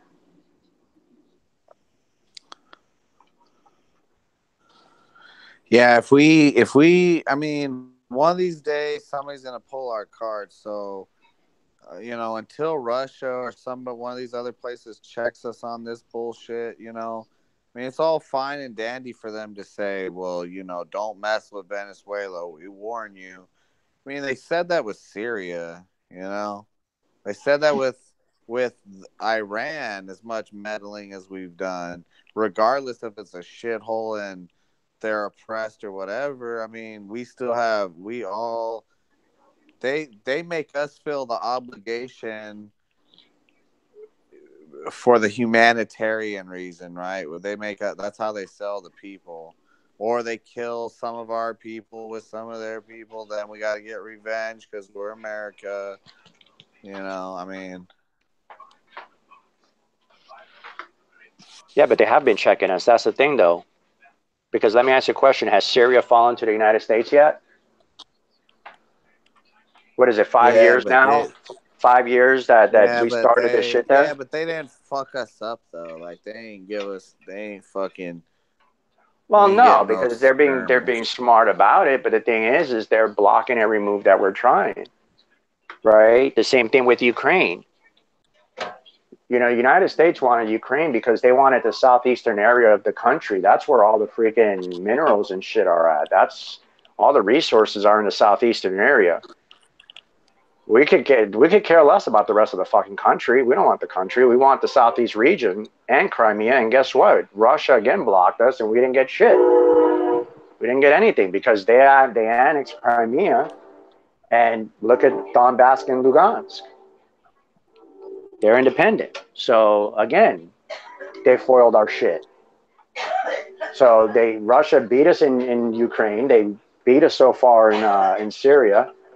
And I guarantee you they're going to do the same thing in Venezuela. As a matter of fact, I saw an article today stating that Russia sent 500 mercenaries, I think from the Wagner group, which were the same ones that went into Crimea to secure it. Apparently, allegedly, Russia sent 500 mercenaries from the Wagner group over to Venezuela to protect Maduro. So that's just a start. Yo, we're gonna drop a bomb on them. On who? We're just gonna on Venezuela. We'll just drop one big bomb. I'm sure Moab. I'm sure they're in there protecting the assets that Russia's got on the ground there.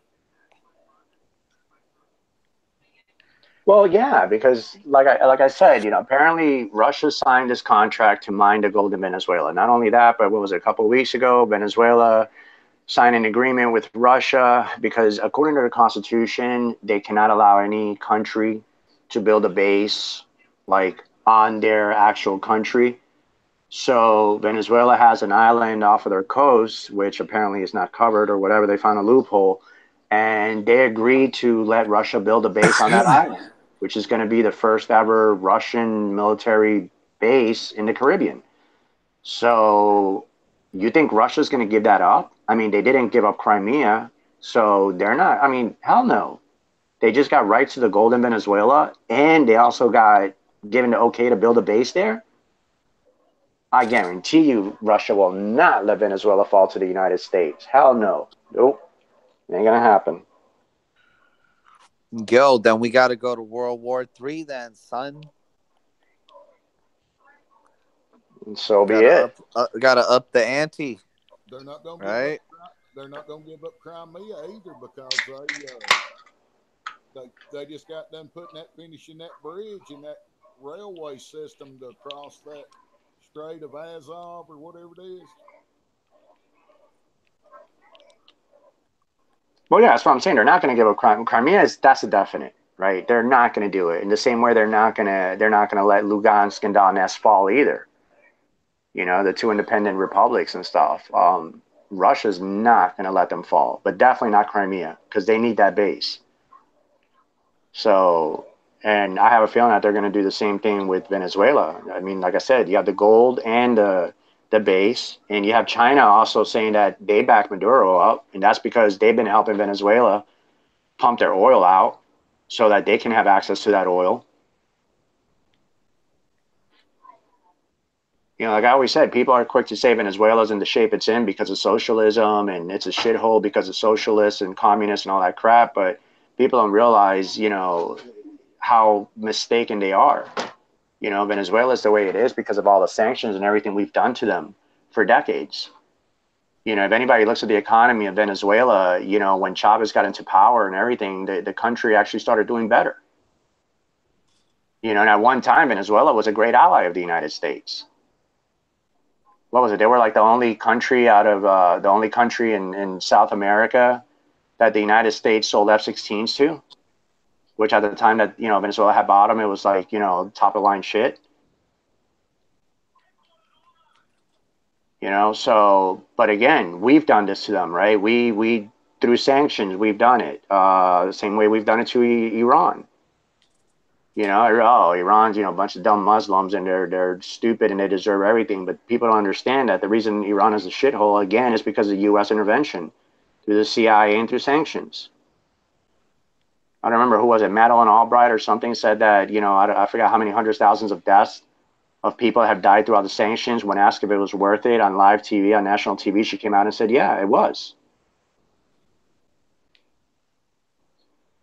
But nobody wants to fight for that, right? Nobody wants to fight and say, hey, we need to, you know, stop our regime from doing shit like that because it doesn't affect us.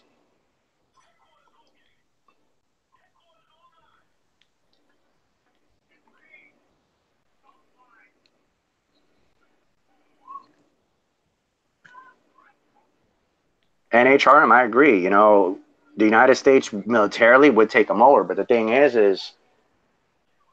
it's not going to be just them. Again, China and Russia have said they're going to back them. And there's other countries also backing Maduro up.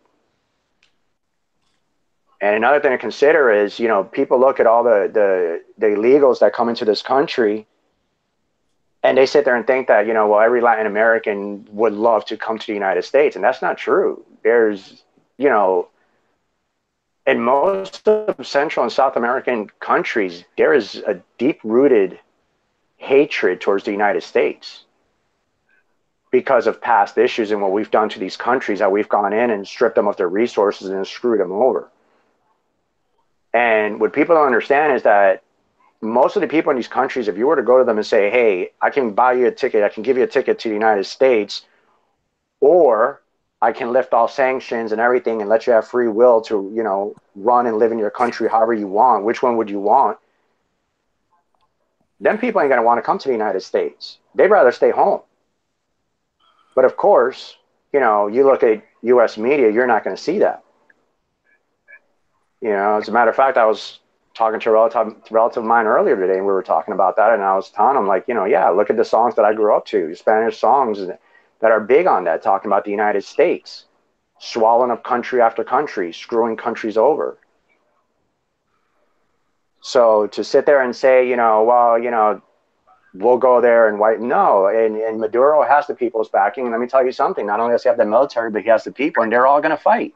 The majority are going to fight. They're not going to, you know, bend over like Iraq did, the Iraqis did, and welcome the American troops. No, they're not.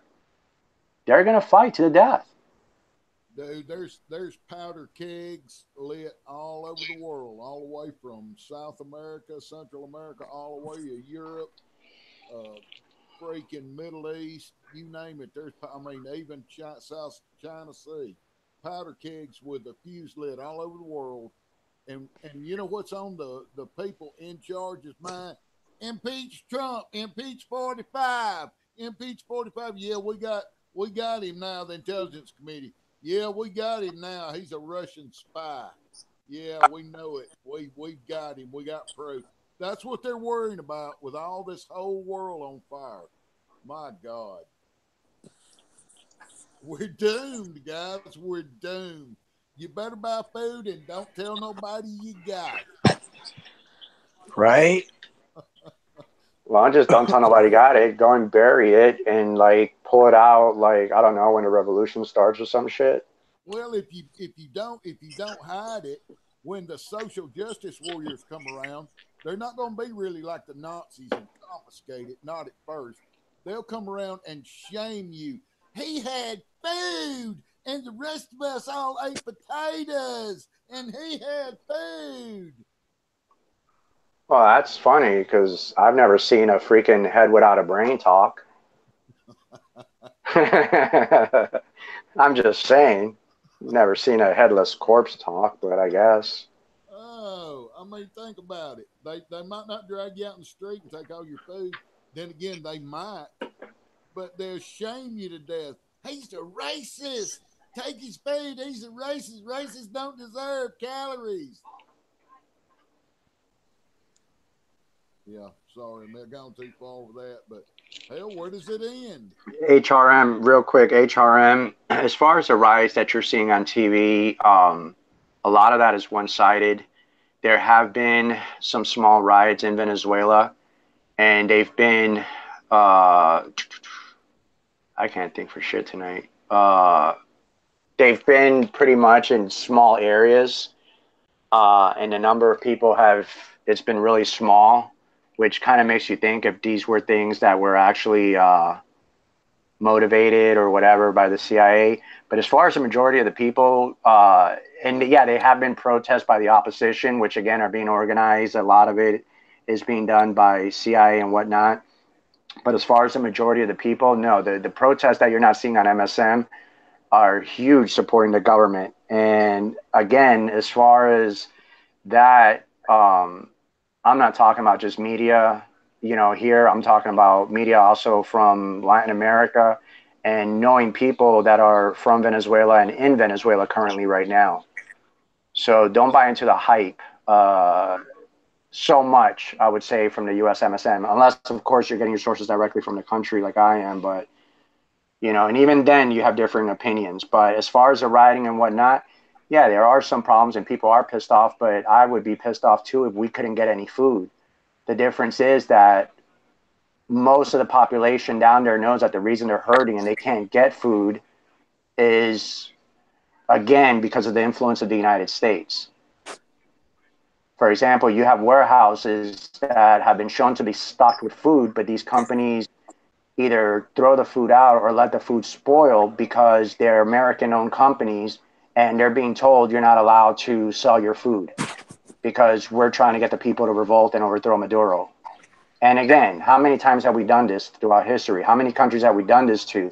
And it surprises me that people will still question that and say, well, no, look, these people are going crazy and, they want to overthrow Maduro. And same thing with Cuba.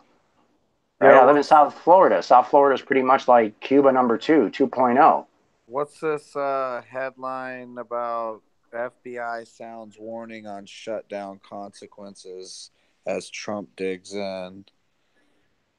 It says MSNBC, FBI sounds warning on shutdown consequences as Donald Trump digs in 33 minutes ago. What's the FBI warning Trump about? Dude, that's like watching freaking WWE and asking if Austin is going to end up beating The Rock at tonight's event. Like, seriously? I mean, do you even really give a shit? Seriously? No, I want to know what the consequences are if Trump keeps his shutdown. I want to know what the FBI has got to say. If he doesn't start it back up, they're going to arrest Roger Stone. Oh, sorry, they already did that. You're going to get Alex Jones. I bet, dude. I think Alex Jones is definitely going to get arrested. Roger Stone got arrested. I think Jones, he's going to get arrested.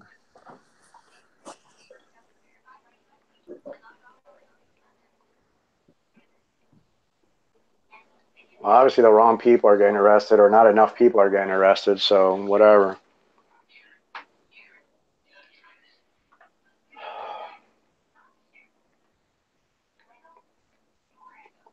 I'm just pissed off, man. I'm sick and tired of all this shit. I'm tired of people still believing in politics. I'm tired of people still having hope. You know, this country reminds me of, like, the people in this country remind me of, like, battered spouse syndrome. Right? The woman comes home, or the husband comes home every day to get his ass kicked, but then whenever the cops come or somebody thought, well, I deserved it, you know, but they really loved me, but they didn't mean it. Yes, right? You know, he'll change, she'll change, you know, and it's like, oh, and then meanwhile, the husband, like, can be on top of her with a freaking knife, or she's going to the hospital with like 20 stab wounds, and on the way to the hospital, she's like, oh, it was my fault. I don't want to press charges. He loves me. And that's what Americans remind me of.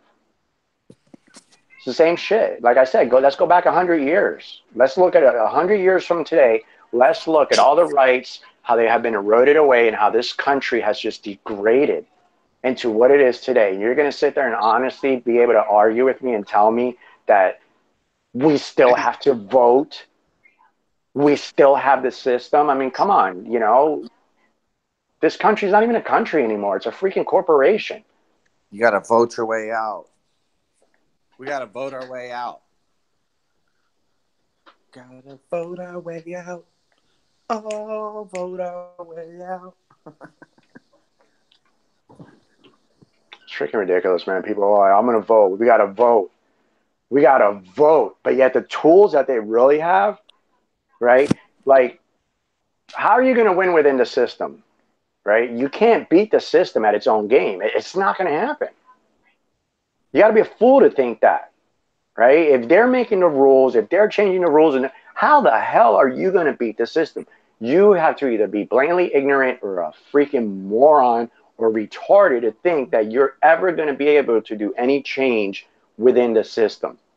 But yet the tools that we do have, that we still have, still limited, but we still have, like our Second Amendment and our free will, right? Those are tangible tools that we can use. See, that the people don't want to. No, we're not going to turn to those, right? We're not going to turn to those. We're not going to turn to our history books. We're not going to turn to the tools that were given to us, the tools that we have. No, we're not. What we're going to do is we're not going to rely on those. We're going to rely on voting, because we're a democracy. Dude, they're throwing the history books through the paper shredder every day.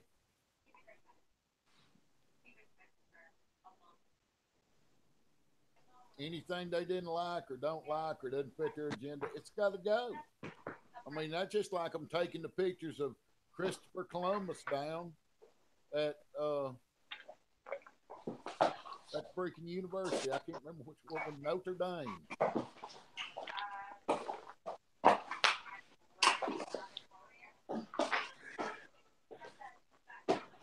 Like I said, I understand how people still continue to have faith or hope.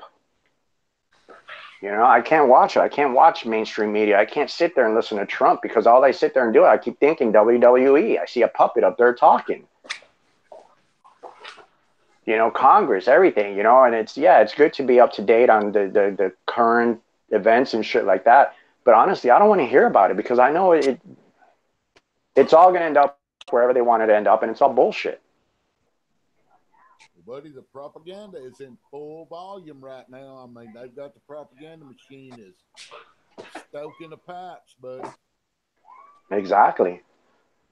And they've been had it, but like you said earlier tonight, man, they've turned it up. They've ratcheted it up. I mean, God, these past few years, shit has just gone crazy fast. But I think it's because they know they can get away with it. Nobody's going to do nothing about it. You know, like before Trump was even elected, I was telling people, I said, you know what? I seriously doubt Hillary's going to win. I really think they're going to put a Republican in there. And when they do, It's going to pacify the people, and they're going to start passing all these anti-gun legislation and going after our rights, mainly the First and Second Amendment. And sure enough, look at what happened. That's exactly what happened. HD, don't get in the boxcar. Whatever you do, don't get in the boxcar. Wait a minute. Hold on. You always told me not to get on the bus, Saint. So which is it? What? Hell, I got a railroad track right next to my apartment building, so technically it's both for me, right? Bus, truck, back truck, boxcar, all the above. Shit, I didn't even think about that. I got the railroad tracks right there, right next to the building, so... Man, they'll run you through the Walmart processing center right out the back door into the boxcar.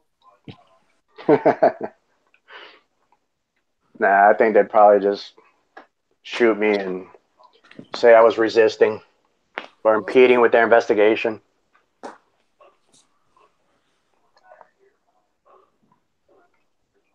You know, it's another thing. People can see somebody getting their ass kicked by the cops, and all they do is stand there with their phone and record, like they're really helping. You know, and then you have the other people on the side saying, "Well, don't resist, just fight them in court." Yeah, because of course you're gonna, win through their system yet again, having faith in the system.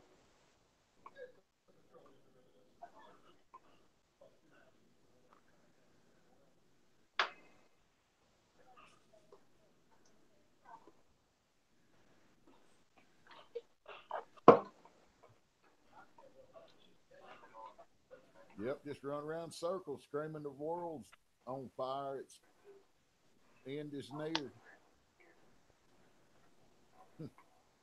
I don't know how it's been in y'all state, but I know like down here they've been showing a lot on the local news how all these companies are reaching out to help government workers affected by the shutdown. Have y'all been having stuff like that in y'all states? I hadn't watched news. I get a little bit of my news. I don't watch any local news. Yeah, they've been showing them, giving them food, and I think a lot of it is for advertisement. These companies want, of course, free advertising, but like they're coming out and earlier this week, some company offered them free skating lessons. Another one offered them jazz concert tickets. Muslim something, whatever, of South Florida offered free food. Restaurants are offering them free meals. For all these people affected by the shutdown. And it's just funny how, again, everybody's blaming the right and blaming Trump and whatever, but nobody thinks, well, it's a two-way street. And how many times has the government been shut down before? You work for the government and you didn't think to prepare for it? You didn't think to put away for a rainy day? Yo, how about the fact, like, the Bundys, like, they had to go without fucking earning a livelihood and fucking a whole bunch worse, for some bullshit. Fuck these guys. Exactly. Who gives a fuck? They don't even never need another paycheck. They should get real jobs. Well, no, the big thing is the country hasn't collapsed without these people working, right? Or without these people getting paid and showing up to work, and the country hasn't collapsed. So maybe we don't need these jobs or positions or agencies. I agree. Totally. Yeah. We don't need a TSA. We don't need Homeland Security. And we don't need none of that shit. We don't need none of it. Not one. Do we need Do we even need government? Do we need USDA? Do we need USDA? Do we need the health department? Do we need the FDA? Yeah, do we need FDA? Yep.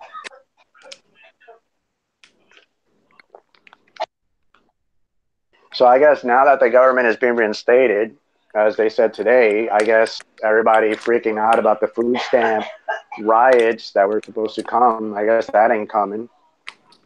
Right.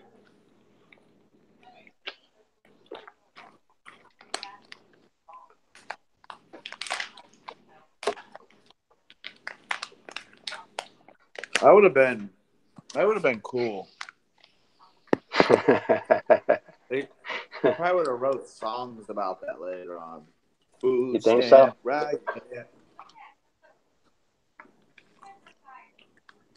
Can you imagine, like, 20, 30 years from now, motherfuckers listening to classic rock? Food stamp riot.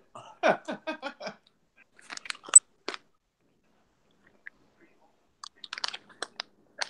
don't know. I don't even think that would be it. Well, I don't think that would be enough to get. There'd be like a lot of people taking advantage of it just because, that's what they do during every riot. But even that, I wonder if it would push enough people to actually go out there and start doing shit. That's how docile I think this country is. Our motherfuckers be out there stealing Nikes and shit. Exactly. Like we had here during the hurricane last year. You got a hurricane going on, you got people breaking into shoe stores. Stealing weave and shit. Oh, those are like the #1 places to get hit. Yo, Saints, we need to invest in weave for real. In Texas and Florida, every natural disaster, man, they always show them running out of them freaking, like the weave stores or the, I don't know, whatever they call it, like the black people store, whatever, for their hair stuff. Yo, when there's a shortage, Saints, we'll have the hookup. We'll have pallets of that shit. We'll be like, yo, bitch, we got pallets of that shit. Yeah, but the thing is they're not going to buy it off of you. They're going to steal it from you. So what's the sense of having it? No, we ain't going to have a storefront. It'd be like overnight. Everything will be like Amazon will be overnighted too.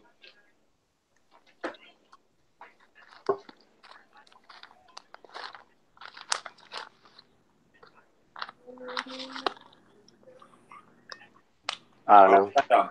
I was at a garage sale in a really nice neighborhood on Sunday, Saturday, and Sunday. You can usually drive around, especially some of the nicer neighborhoods, and everybody has moving sales, garage sales, whatever. This lady had a fat ass house, and she had a gang of shit she was selling. She had a lot of shit, so you could tell she had some bread. So she was telling me her whole life story, but she told me she sells that, she called it Indian hair. She's like, I sell Indian hair. Fake weave. from home. And she was making loot. She's buying a bigger house. Damn. Yep. She's a black lady. I should look into that. Right? My girl, she could work from home. You know what a lot of chicks are doing too is those vitamin patches. Like stay-at-home moms and shit. Yeah, I'm trying to get my girl to become a stay-at-home mom. She's not digging it. Break her leg, she'll have no choice. Right? just don't tell her I said that. I'm interested in soap operas, man, where they have to be there to catch their stories every day. I want to miss my story. That's funny.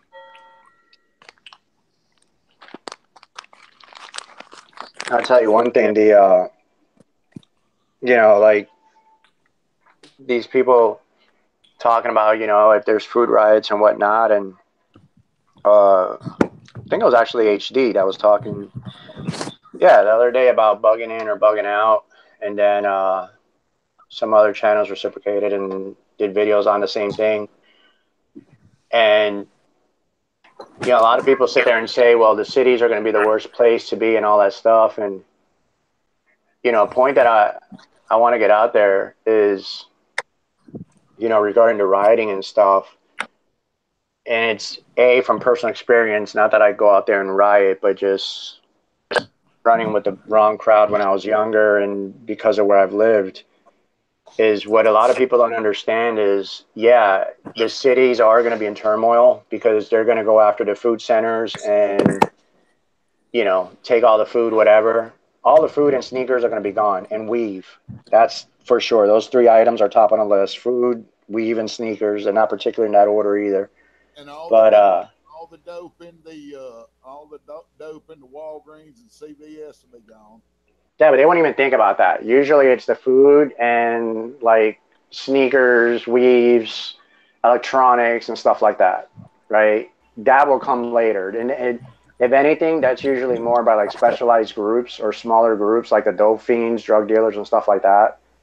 But the common majority of people, no, they're thinking food, electronics, sneakers, shit like that, right? And then as soon as that's gone, they're not going to sit there and go door to door in their own neighborhoods and kicking down doors to see, which one of their neighbors has food. Which is why, in a sense, well, depending if you know your city and the community you live in, you might actually be safer in that city if you can make it past the first week or 2 of rioting, because the first 48 hours won't be nothing but mass confusion. A lot of people sit in the same spot for 24 hours waiting on the power to come back on when it ain't coming back on. But after about 2 days, it's like, oh, we need to kind of try to figure out something to do. They wait till the inevitable happens. Exactly. That's what I'm saying. Like, once you make it past, the initial, violence and stuff like that, it's not going to be like a Mad Max in the city, because all these people, the majority of the people in the cities are going to migrate out and they're going to go into the suburbs. And then after that, they're going to go into rural areas because they know that's where the food and the stashes are going to be. The same way, if, you look at statistics of crime, right? When, years ago, the town that I used to live in out west, it was, well, I was Debbie Wasserman's neighbor pretty much, right?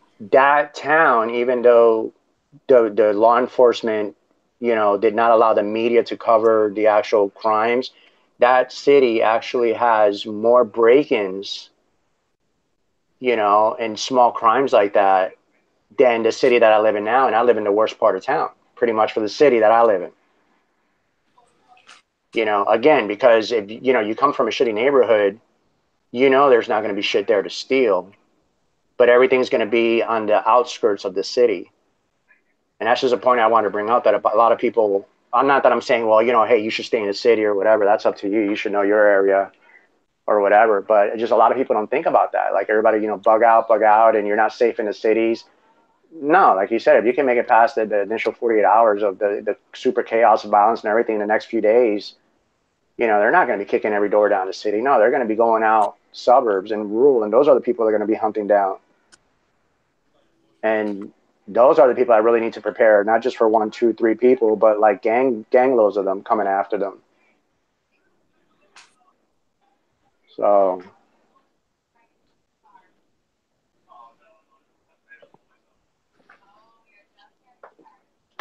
just a point I wanted to make.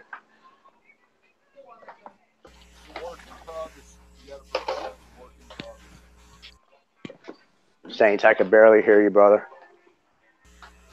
Said it's a work in progress, but you got to keep trying. It's a work in progress. Oh, heck yeah. Can't give up.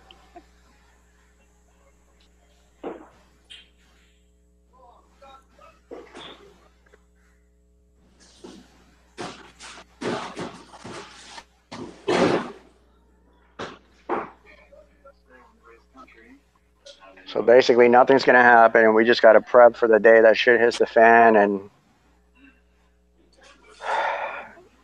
that's it.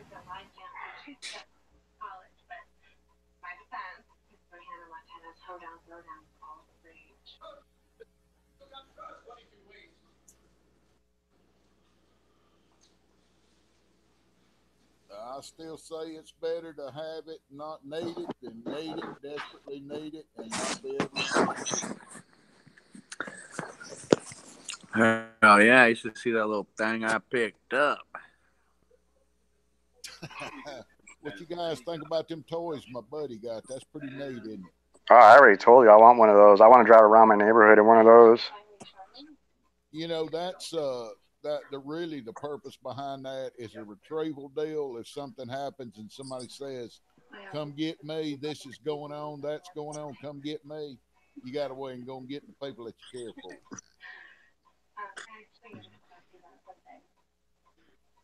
I just think it's badass. I like it.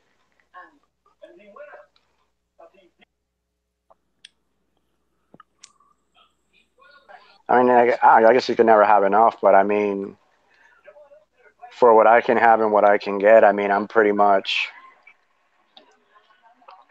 you know, I got pretty much what I can, and that's it. All you need is a cookbook, some spices, and two big old chunky girls with backpacks on. You'll be good to go. I could use just some spices, and that's it. As long as there are people, I got food.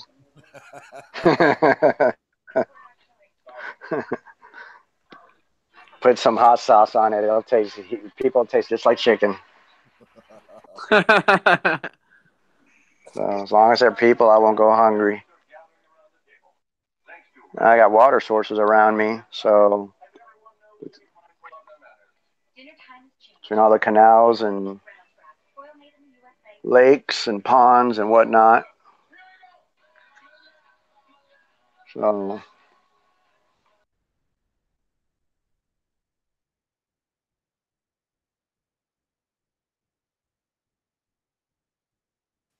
I hear you, Angel. Never pass up a meal's what Mama said. I mean, you got to make do, right? Or whatever. You got to make do. Like I said, I don't know. I'm fired up inside, like I was fired up on HD's chat, but tonight I'm fired up on the inside, but I'm more mellow tonight on the outside. Yeah, I think a lot of people are in a. I mean, personally, I'm in a wait and see type deal, which that may be the worst place to be, but I'm kind of off the beaten path, so I guess I can do a little more wait and see than people that are setting at ground zero. Yeah, but for me, I'm more like, I don't know. I guess I'm kind of in the same boat because, like I said, I don't expect anything. I don't expect there to be no revolution. I don't expect for the republic to be saved or anything like that. And, I'm more like, I got the popcorn on standby and I'm just waiting to see what happens. I guess that's the best way I can describe it. Because, like I said, I don't see anything good coming out of it, or I'm just wondering when and how. That's all I'm wondering. Well, from my point of view, I've been watching stuff kind of, for lack of better words, deteriorate, and it seems to continue that kind of deal right now. Everything continues to degenerate, is another word, I guess. I mean, when you do things like they're doing in New York and everywhere else, people living in squalor and needles and feces and whatnot, it is kind of degenerative. But yeah, it's degrading to a point that and plus it's in a snowball, so everything's happening bigger and faster and bigger and faster and bigger and faster and covering more ground quicker. So yeah.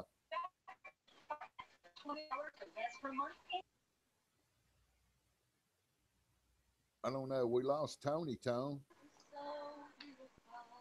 Well, that's why I say. I mean, I don't know. I just like you. I see the same thing. And like I told you, when I look at history and I see what has happened in the past, and I see, the direction where we're headed, we're on a downward spiral.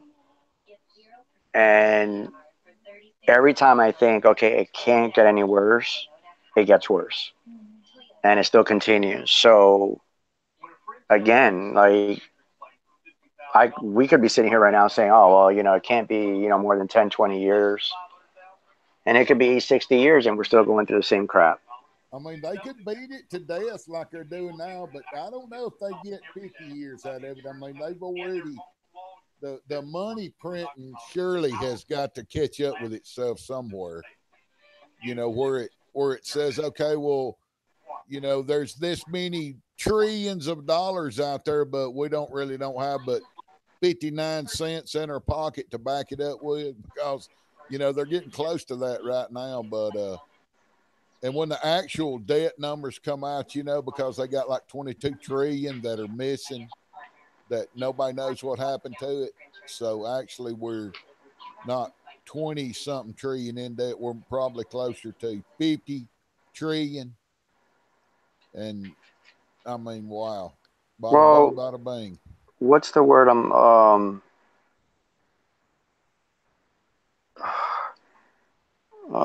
there's a certain word as far as our debt goes.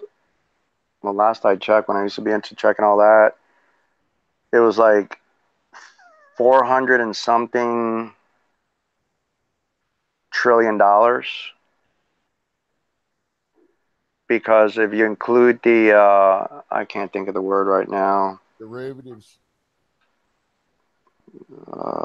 Is it derivatives, or you know, stuff like Social Security and all that stuff, and you know, there's a certain term for it, and I can't think of it right now. But yeah, when you look at that, it's like 400 and something trillion dollars that we are in debt. But again, how can this regime be in debt when they print money as they want? That's why they've been able to keep it going for so long. So why not just keep printing it? You know, and that's another thing. That's why, like, every year, if you notice the past 5 years, every year is the same thing. Oh, we're going to have a collapse. This is the year of the collapse. This is the year of the collapse, and nothing happens.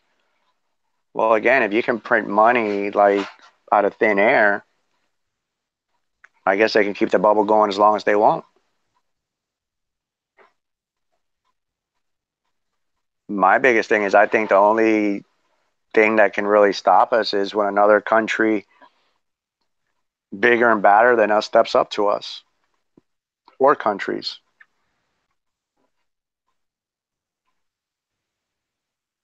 You know, China, Russia, Iran get together. Yeah, I can see them knocking us off our pedestal. Well, they would love to knock the dollar out of the, you know, out of the number one running deal. They'd love to be able to take it down as number one currency and move into that position. But I don't know, man. Right now, there's so many variables. Everybody, I mean, you know, everybody, they're trying to predict the market, and I know a lot of it's manipulated, but a lot of them are like, dude, we're in places we've never been before. There's no predicting this. We're, you know, we're on new frontier here. We've never been here before, so who knows? Yeah, I remember years ago, was it like 5 years ago, people saying, oh, the Dow would never reach, like, I don't know, was it 10,000 points or 15,000 points or something, or, you know, and we ended up passing that, and now it's like, oh, you know, they're talking about Dow hitting 20,000, and well, I've heard silver, oh, it's going to drop back down to $10 an ounce, and then I heard, man, silver's going to be $100 an ounce, and then I heard like what's that guy's name, Hugh, anyway, he's saying, yeah, it could go to $1,000 an ounce, and gold could be as much as $20,000 an ounce. And I'm like, holy cow, man. And none of that came to fruition. It's all just, that was all just smoke and mirrors. I think eventually it will. You know, like a lot of people are saying, you know, latest craze is cryptocurrencies, which another thing that boggles my mind, why anybody would give any validity to electronic currency that is not tangible, but whatever. But if that's the thing, if that's the future, and that's what's really going to be the currency and the money of the future, then why is it that, again, you have countries like China and Russia that are trying to accumulate as much gold and silver as possible? Well, that's right. You know, that's another thing people don't look at. You know, it's You know, if gold and silver were so outdated and cryptos were the next thing, then, you know, it's not people going after it. It's actual governments that are fighting for this stuff. Well, you in jest earlier, you said something about people going and burying their stuff. If I was going to bury something in a bad situation, now I might bury some silver or some gold, but the only reason I do that is because it was too heavy to go cross country with. I mean, Oh like yeah, if I had definitely. if I had 20 pounds of silver and I knew I had to go from point A to point B, I'd put me in a good cache or cache and, you know, mark it real good and get it deep enough that you know they wouldn't kick it up with their foot, and put some nails or scrap metal or whatever around it, you know, to throw somebody that was just nosy off and plans on come back getting it later. But as far as burying something to keep it from getting confiscated, yeah. The only reason I'd bury something is if it was a spare and I needed to bury it in a location that I might have to go to one day and get it. You know, but as far as something to, yeah, it's hard. I agree with you. It's hard to do anything with your stuff in a cache. No, I agree with that 100%. I feel the same way. You know, gold and silver, precious metals. Yeah, you don't want to be lugging that. A cache is not your main shit. A cache to me is a resupply. Well, like my thing is, you know, okay, gold and silver. Yeah, I agree with you 110% on that, because you don't want to be lugging all that around. If something happens to you, whatever, you know, you get robbed and whatnot, you know, you don't want to have that on you. And again, that's more for after, when things stabilize. To me, that's when you would want to go and, you know, because while the war is going on and all hell's breaking loose, nobody's going to really care for gold and silver because they can't eat it and they can't shoot it, they can't wear it, you know. So that's for the after, when things settle down and people are starting to trade and barter, then you go and dig that stuff up. And like I said earlier tonight, you know, about the bearing, it's just because, man, I'm just like every day, you know, I got to see people commenting about, you know, when I'm looking into these new laws coming up in all the states, and it's always the same thing. Oh, well, you know, you can always have a, you know, fishing accident and all your guns fell overboard, wink, wink, wink. And it's just, that just pisses me off when people like always say that, like either their shit fell over the boat, or they'll say, you know, well, I'll just bury my stuff.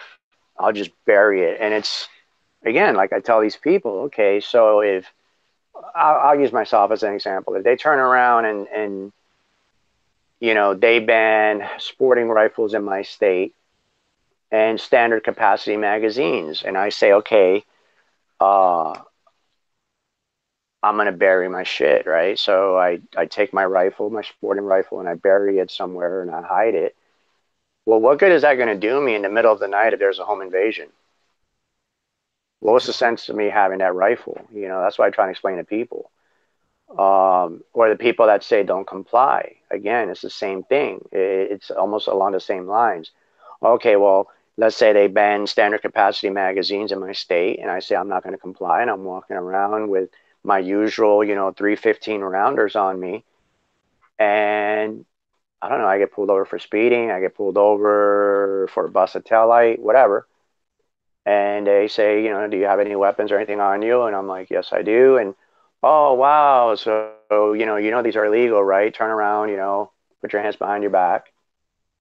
And now I end up in jail. I end up getting everything taken, right? Because I didn't comply. So again, what good is that going to do?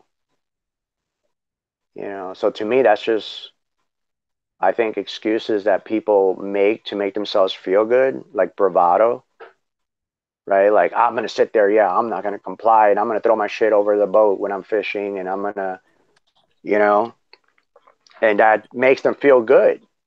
But that's not fixing the problem. Well, I'm going to tell you what I believe, Angel. I believe a lot of people are going to be tested on this theory we're talking about. If there wasn't all this shutdown and all this impeachment talk, you can bet your butt that they would be on the gun grabber train because it's going on. It's just not making headline news right now, but it's going on. Well, the thing is, it's happening, and it's been happening. Like I said the other day, this thing with the red flag laws. I mean, they're sprouting up in like every state, in cities, in counties. But the thing is that those that was already happening. Everybody thinks this is like a new thing. And again, I'll say it till I'm blue in the face. You guys know me personally. You know that I was already a victim of that years ago. Where somebody made a phone call and welcomed the police in and they stole my shit. Plain and simple.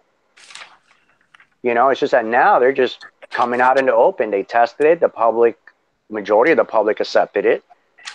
So now it's like, okay, well, now instead of doing it behind closed doors and behind the public, now we're just going to make it public and say it's a red flag bill and say that it's for people's safety, and they're going to welcome it. And people keep saying shit like, oh, well, when they come after the guns, that's when it's time to fight. Are you kidding me? Do people not see, read, or talk to others and hear about all these confiscations that are going on? People that are being shot by law enforcement that should not even have been approached. But that's not good enough. What are you going to wait till they come to your specific door? Because all these people that are saying that, those are the same ones that when they come knocking on the door, they're going to actually freaking roll the red carpet out for the boys in blue and say, oh, yeah, there they are. Take them all. Just don't hurt me and my family. Welcome back, Tony Tone. Yeah, fucking somebody called me. I'm on my phone, so the gun deal's coming. Just like I said a while ago, I'm gonna predict the gun deal's coming. And like you said, it's been coming, but they've got the extreme left that's in there now. Holy cow, dude, they ain't nothing like the retirees. So yeah, they're full blown commies. A lot of people's gonna get their water's gonna be tested in the upcoming couple of years, I'd say, next 2 years. Yeah, but they've been testing them. That's the thing, though. They've been pushing people's buttons, and people still don't want to do shit. Look at all these states with the magazine bans. Look at California with all their crazy stuff where you can't have a stock. You got to have a push button with this and that to release the magazine, certain capacity, and all this and that. Yeah, got to have a step ladder mounted on the back. I mean, come on, really? And the I don't know, whatever the hell you want to call them, patriots, Second Amendment loving constitutionalists, whatever. In that state, they haven't gone and set the Capitol ablaze or tar and feathered anyone, or nobody has done anything. Yeah, it's because the fucking liberals outnumber us, man. That's a big issue. What up, Mario? What's up, man? Mario. Yeah, the issue that we have in California is not the fact that we don't give a shit. It's just that most of the free-loving people have left already. That's the problem. So the only ones that are still here are the ones that we just can't get the numbers like we used to. We were even to the point where we even had petitions, to repeal the assault ban weapon bill that they had, and the one with the fucking ammo. And we pretty much put the word out. Hey, you know what? Go to your local gun store, and there was somebody in each gun store, and they would, sign the petitions. But and unfortunately, we came short, and that's the issue. We don't have the numbers like we used to anymore because most of the people that were here, they got tired of it and they just left. So you're saying you guys don't have the numbers to win in the ballot box then? Correct. And the thing about it, yeah, we need I think in some cases we fall, I mean, it's like 2,000 votes short, Yeah, I honestly think it's just that if people don't really care about their constitutional rights, man, then in reality, the things that are happening here is going to continue to happen there. The worst thing about this is that all this stuff has kind of leaked over to other states like Washington State and Oregon and you know, and even they were saying something about something crazy is going on in the New Mexico legislature. So I don't even know, man. It's getting crazy. And I think the biggest thing that anybody could do is just you guys need to be just vocal, and you need to make sure that when somebody proposes a bill, that you're right there to counter it. Because in reality, if you don't, then they're just going to continue doing what they want to do. True. I think we're past the vocal though. Me personally, I think we're past the vocal. That's just me. Well, I understand, you know, but then, you know, do we want to get to the same level as the liberals do? Because I mean, we're getting to that point where it seems to me like you keep poking the bear, and the bear's gonna get pissed off, and they're just gonna swipe you with a freaking paw and kill you. You know, my thing is these liberals are playing with fire, man. You really stop and think about it. You get every free loving gun owner out there in this country, man, and they say enough is enough. You know, what's gonna happen then? Because I'm gonna tell you something, man. I'm in the military, and I wouldn't get involved. I'm like, fuck that. I know my place. I'm not gonna go there, and I know I'm gonna lose that fight real quick. You know, I just think it's gonna get to that point. I really hope I'm wrong on this matter, but you know, it's just I'm not seeing any other way. You know, you got to fight fire with fire on this in this situation. Right, exactly. You got to fight fire with fire, and you know the liberals, the opposition, whatever the enemy, whatever you want to call them, they're out there taking action, and they're doing. Well, And see what? that I think one of the main things that they have going for them is that they have the media on their side. And the media plays a vital role in a lot of this stuff, and the fact that a lot of the media uh, have have also pledged to find any kind of way to come up with gun control. It's gonna get crazy, you know.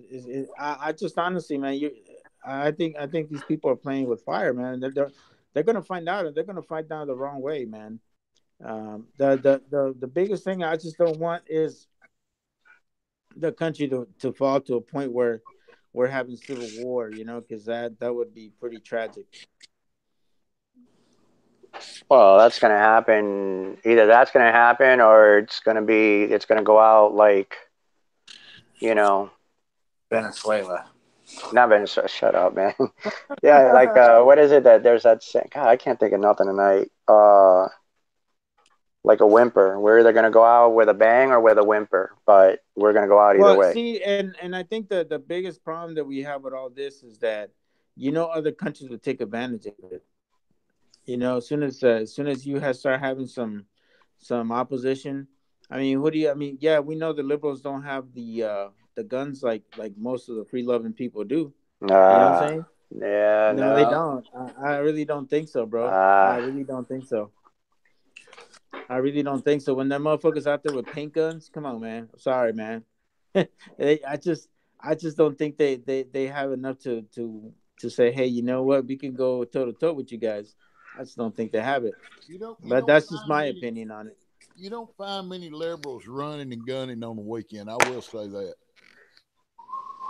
I think it's growing, and it has grown exponentially the past few years as far as them taking to arms. And I mean, we've seen that. We've talked about it before, especially that one that made it big on YouTube. What the hell, rednecks, something brown, redneck gun range or whatever. They're always out there with their red communist stuff and plate carriers and sporting rifles. But yeah, But you know, just I mean, honestly, have you seen any of these guys do any kind of training, dude? I mean, it's pretty funny, you know. Shit, I'd take a bunch of these teenagers around here and arm them with some damn 10-round mag and SKS. I find it very funny the way they train, because it seems to me a lot of it seems to me like they get a lot of it from the video games, you know? Yeah, but you know what? All it takes is one pull the trigger, one bullet, and luck, and somebody can take you out.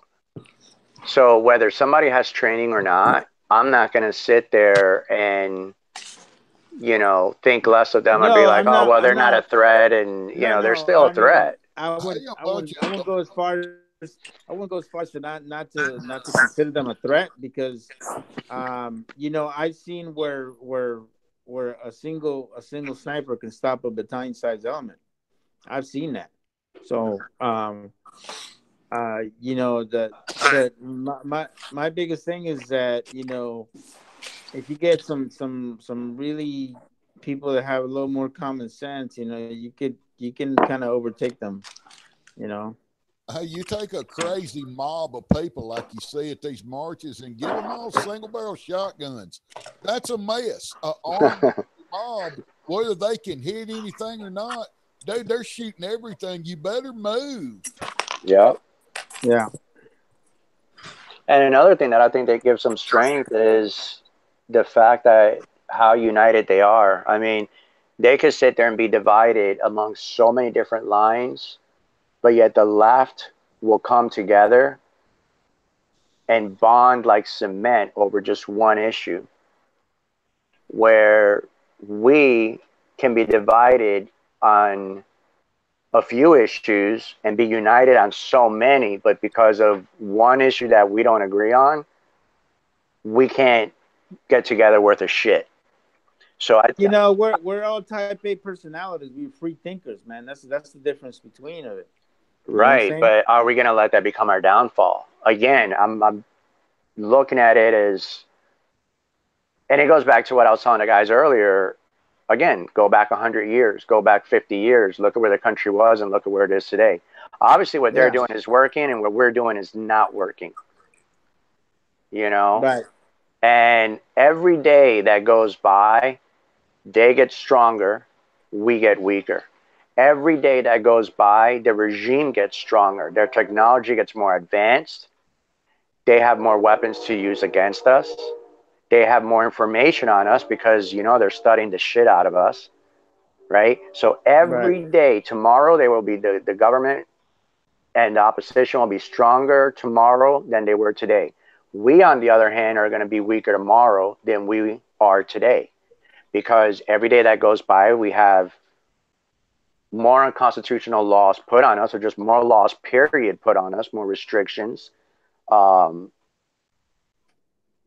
we're losing more and more as time goes on while they're gaining. So what we think of ourselves, and it's nice to think of ourselves as a sleeping bear and they're poking us, and when we wake up, when the time comes to fight, or when we wake up, we may be nothing but a little kitten fighting against a roaring lion. I seriously doubt that. But I mean, everybody's entitled to their opinion. I mean, you're entitled to yours, and I respect your opinion.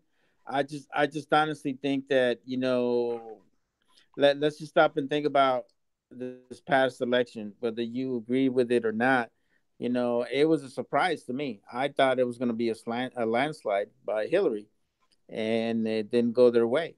And think about it. Think how fucking. I mean, they just showed their true colors. How unprofessional and immature they are, and how they fucking can handle defeat. Whereas we've been having to put up with Obama for fucking 8 years, and having put up with all this tyrannical crap before then. I mean, like I tell you, everybody's entitled to their opinion and what they believe in. I mean, that my concept of the bear, you keep poking the bear, it's gonna come bite you in the ass. That's just my thinking, you know. I think everybody, where you live in the country, you have a different perspective. You know, from the experiences that you had in your life, also that I think that also plays dividends. But I just think that everybody has their own opinion. I really feel that if we ever get to a point where it's like, Yeah, you know, we may disagree because we have different mentalities on how we do things, but I think in the long run, if we get to a point where we have a clear understanding of where the issue lies, I think all of us could definitely Brother Mo, get together good to and see you, my brother. hey, what's going on, brother? How you doing, man? Freezing your butts off I over there in miss seeing Virginia? you, brother. Yeah, man. It's been a while since I heard from you, man. How you been? Everything good? It's been a while, brother. Everything good? Family good? Yeah, man. Everything's good. You know, kids are all big now, man. Got two in college and one on the way, and yeah, everything's good. I'm working on my master's right now, so I'm pretty busy. So yeah. You got to do one for the team, brother. We need a big favor. You got a special. This is oh shit. Yeah, we need to get you to take one for the team for us, brother. Make a trip down to DC, get it over with, or Arkansas, whichever one. Okay. You know what I mean? Got to get spec. Got to. You get like Brother Sapp said. Got to take one for the team. Yeah. You got to. I mean, why isn't it? What muscle? Why isn't she in the electric chair yet? What's the deal, Mel? What's the problem? What are we doing wrong? I'm sorry, you broke up. What was your question? Why is the cunt muscle out of jail? Why isn't she in jail? What's the issue? What's the hope? Honestly, I think the issue with her and why she continues to do what she does is I think it no. Why does she get away? Why does she get away? Because she erased the 33,000 emails and everything is okay. She fucking acid her hard drive and that makes everything go away. That's a damn good question, man. Because I for a minute thought she was going to jail, bro, for sure. 33,000 emails. Not 3, not 100, not 3,000. She gets Taliban. But you know what? Talibans. She makes more money we'll ever fucking make. Oh, most definitely, man. She's got the fucking power, bro. She is called Teflon. That's what she is. John Gotti died. He's done. He was the old Teflon. There's a new Teflon right now. I told you 2 years ago. I told everybody this cunt muscle can't be stopped or touched. But see, here's my thing: is that if you really stop and think about it, 2016 she was stopped, bro. You know? Talk to me, brother. Help me. Teach me something. Here's my theory in all this, man. Here's my theory on the Clintons. The Clintons have a lot of people that they fucked over for years and years and years. Yeah. And then when it came to Hillary, getting what she needed to get, she didn't get the support that she wanted. And the fact that all these WikiLeaks and all this other crap that came on after the fact, it's because those people that she pissed off, they all pretty much rallied against her. You know, I mean, seriously, the Clintons thought they had this shit in the bag, bro. Even I thought they more babies have to die. How many more babies have to die? Well, dude, I mean, when it comes to that kind of shit, I wish I had a better answer. She is not only she belongs with McCain, right next to McCain. Dig another 6 foot deep hole and put her right next to McCain. That's it. Done deal. Yeah.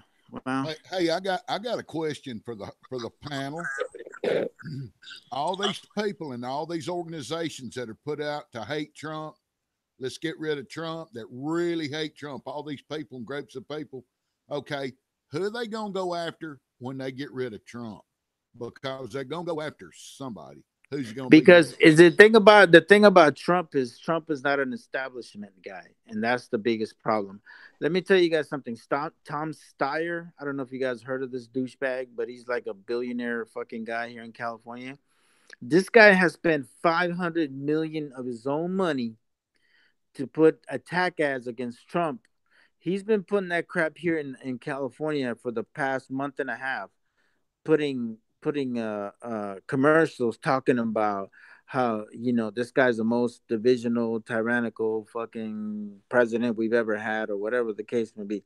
Look, man, I don't like everything Trump does, but for the most part, I like what he does. I like the concept that he's got, because in reality, it's working. Look at our economy. If our economy wasn't, I mean, our economy is what drives the fucking world. I mean, the economy's looking pretty damn good to me. You know what I'm saying? Yeah. You know, we have less. He can't beat Trump. He can't beat Trump. They can't. Trump can pack a place out. I don't think he's got enough money, even as rich as he is. And you know, my biggest thing is that this is the issue. I was just listening to this on the radio when I was coming over here. Is the fact that if you wear a MAGA hat, motherfuckers want to attack you. Motherfuckers want to talk shit about you and tell you you're a fucking racist and all kinds of shit. When in the fuck have you ever heard of a group of people who support a politician be called all this kind of shit until recently? Because it wasn't like this. If you had an Obama sticker, or if you had a Bernie sticker, nobody gave a shit about that. Mm-hmm. You know what I'm saying? And the other fact, I'm gonna tell you something. The biggest thing Good that point. really scares, the biggest thing that scares me the most about today's times is this fucking wave of socialism. That these motherfuckers think that socialism is the fucking answer. And I'm gonna tell you guys all something, man. I've been to fucking countries with socialist regimes and all kinds of shit, and people who think that, you know, socialism is a fucking way. I know many of my friends that are fucking Cuban, and I can tell you, those motherfuckers would love to fucking burn every fucking person in the Castro family down to the ground. Socialism does not work.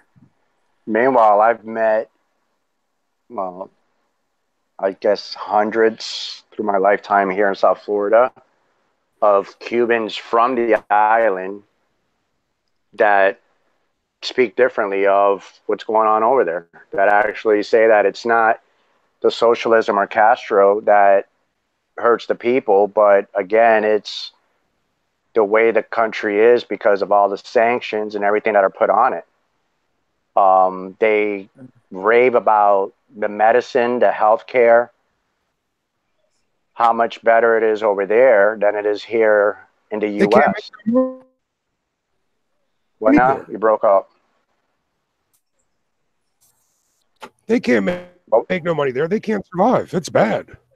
Right. But again, it's not because of the socialism per se. It's because of the sanctions and what we've done to them. But as far as the healthcare, from what I've gathered, again, I haven't been to Cuba, but meeting Cubans that were here visiting or, you know, coming here for business or whatever, that I've talked to and had honest conversations with, and they say that, yeah, you know, healthcare is much better over there. You know, yeah, but we got to understand too that, you know, we're talking 350 million here in the United States compared to maybe 1.2 million in Cuba. You know, I mean, it's a huge difference as far as how you you know, how you can provide healthcare to the people. Well, no, it's what I'm saying is I'm giving an opposing view to what you said. Like you said, you know, you yourself being Cuban. No, I'm not Cuban. I thought you just said that you were Cuban talking to people in Cuba and.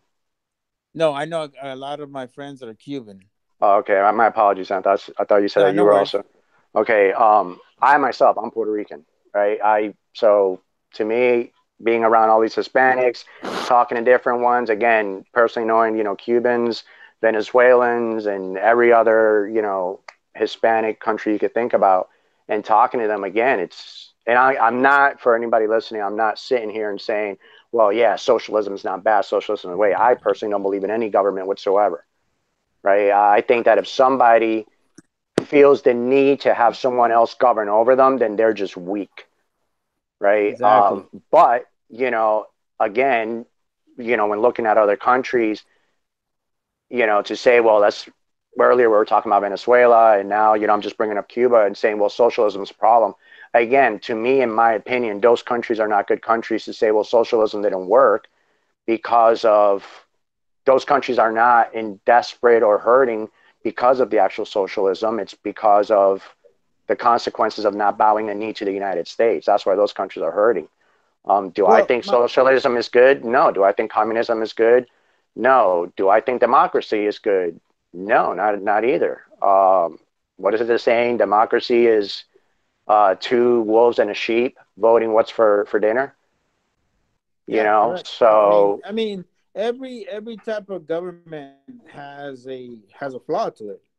Not saying that capitalism is any better than socialism, but it just I think the biggest problem that and it goes back to what you were saying, is that if you elect for the government to tell you what to do, how to do it, and when to do it, then you're weak.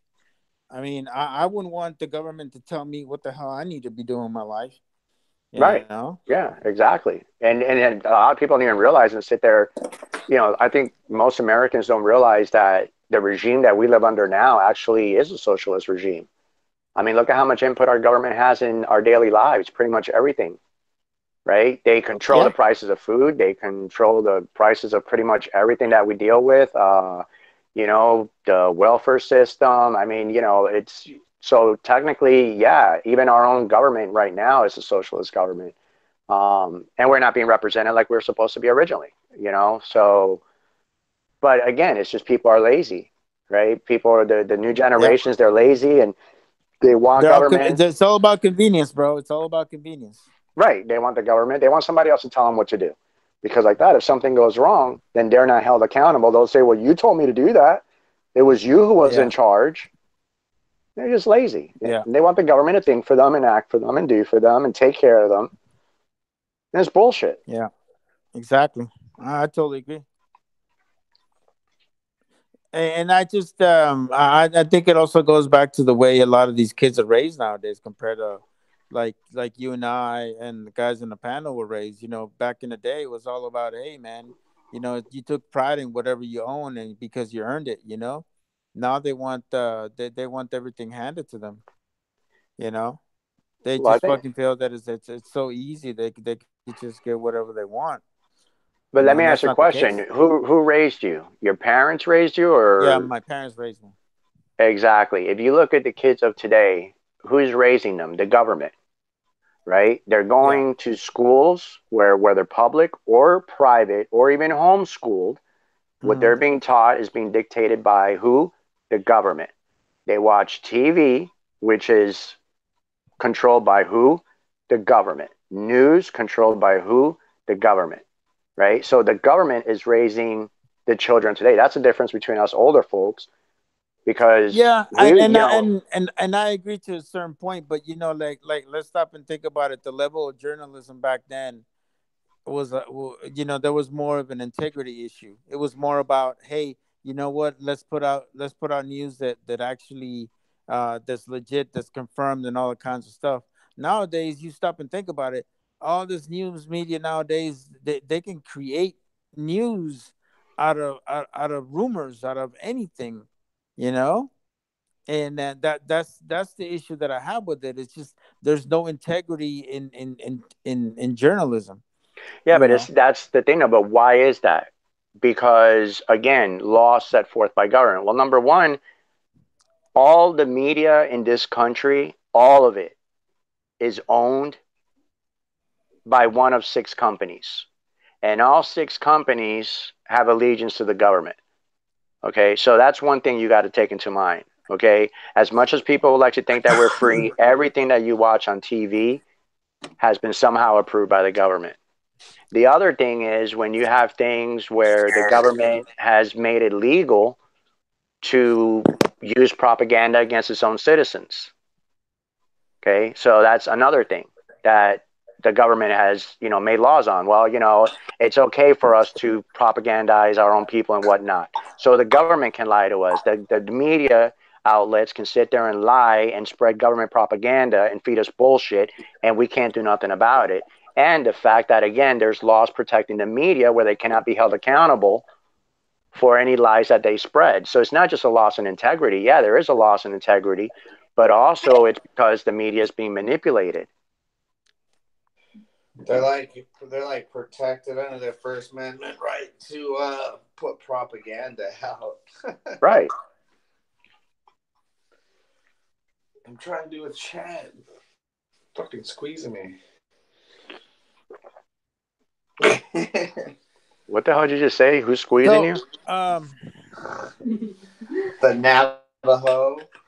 Oh, Navajo. Everybody knows. So my question, I guess my question is that if we know there's all these issues here, so where do we go from here? We impeach 45. What happened? We impeach 45. We got to impeach 45. That's where we go from here. I had a hard time listening to what he said. He said we impeach 45, impeach the president.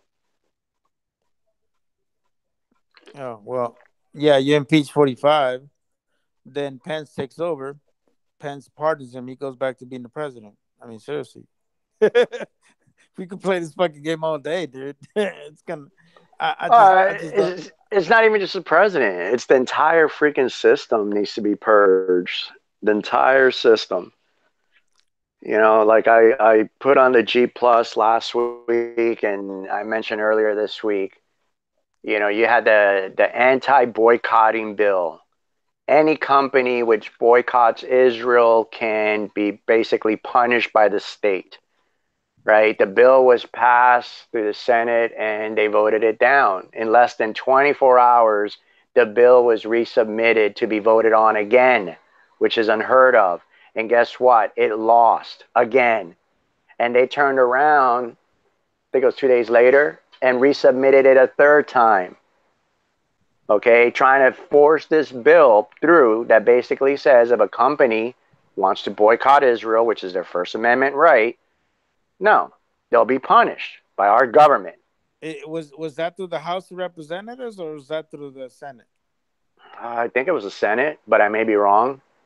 But here's the funny thing. 3 times it didn't make it through. So you know what happened? Another senator, I think this time from Texas, pretty much revamped it and resubmitted it as another bill to try to get it passed through.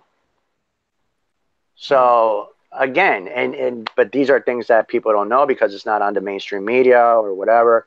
But regardless of so here's a bill, they try to pass it through, it fails within less than 24 hours, they resubmit it, it fails. 2 days later, they resubmit it, it fails. Well, that's it, rewrite it. And why are they trying to push this bill so hard? And my point being is that the entire system, from senators, congressmen, president, to even the SCOTUS and the judges, they're all corrupt, man. The entire system, just take it down. Take it down and bring it back to what it was supposed to be. Right? If a woman has breast cancer, they don't go in there and just, they try little things. They try the radiation. You know, they try to remove the mass if possible. Worst comes to worst, you got to do a vasectomy or whatever the hell it's called when they remove, not a vasectomy. I forgot the hell it's called when they remove her breasts. Right? You got to get rid of the entire breast to save the body. Well, we've done everything. We've tried voting. We've tried everything, and we're still going down the drain. Are you talking about cutting the titty off? Are you talking about cutting the titty off? Who? Are you talking about cutting the titty off? Yeah, that's what I'm talking about. Cutting the titty, man. I don't know, man. That's right. Messing with man's feelings and shit. I think she should die. I think she should die. Like, she should be like, "Fuck this. I'm keeping them." You know? Screw that, dude. No way, man. She's gonna pull a fucking Angelina Jolie, get rid of so her. If I got a wife and I love her, I'm gonna freaking be like, no, honey, I like you better with your tits, even if they're in a coffin.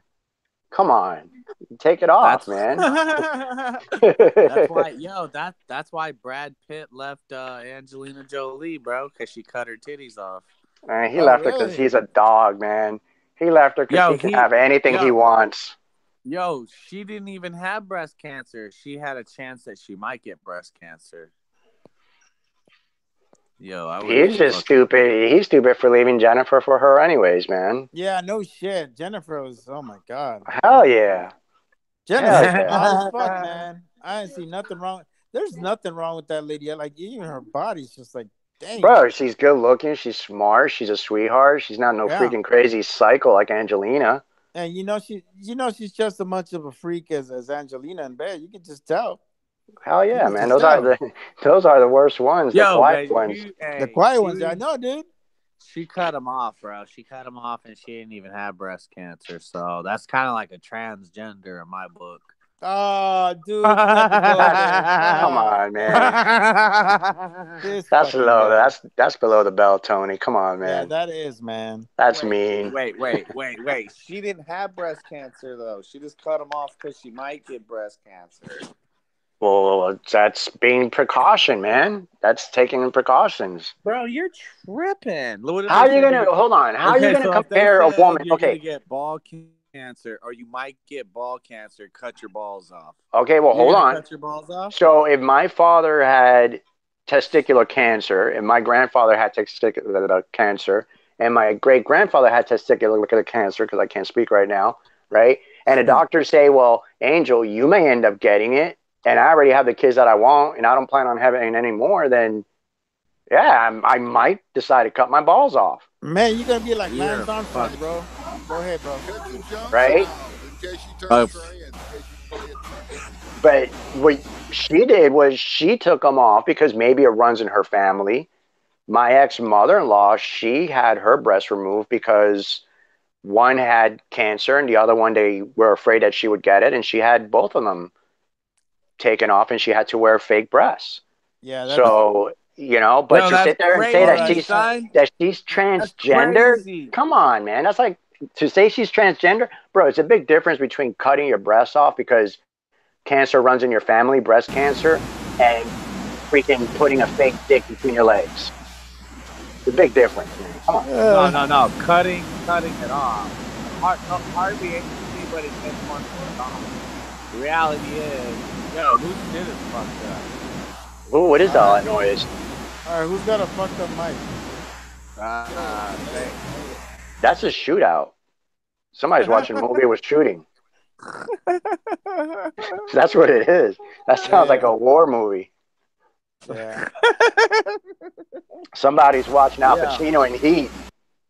Yeah. Yeah, your shit is fucked up. Oh, is it mine? Yeah, that's your mic. That's all fucked up, bro. Oh, he's not watching a movie? That's his mic? For real? Yeah, it's his mic. Oh.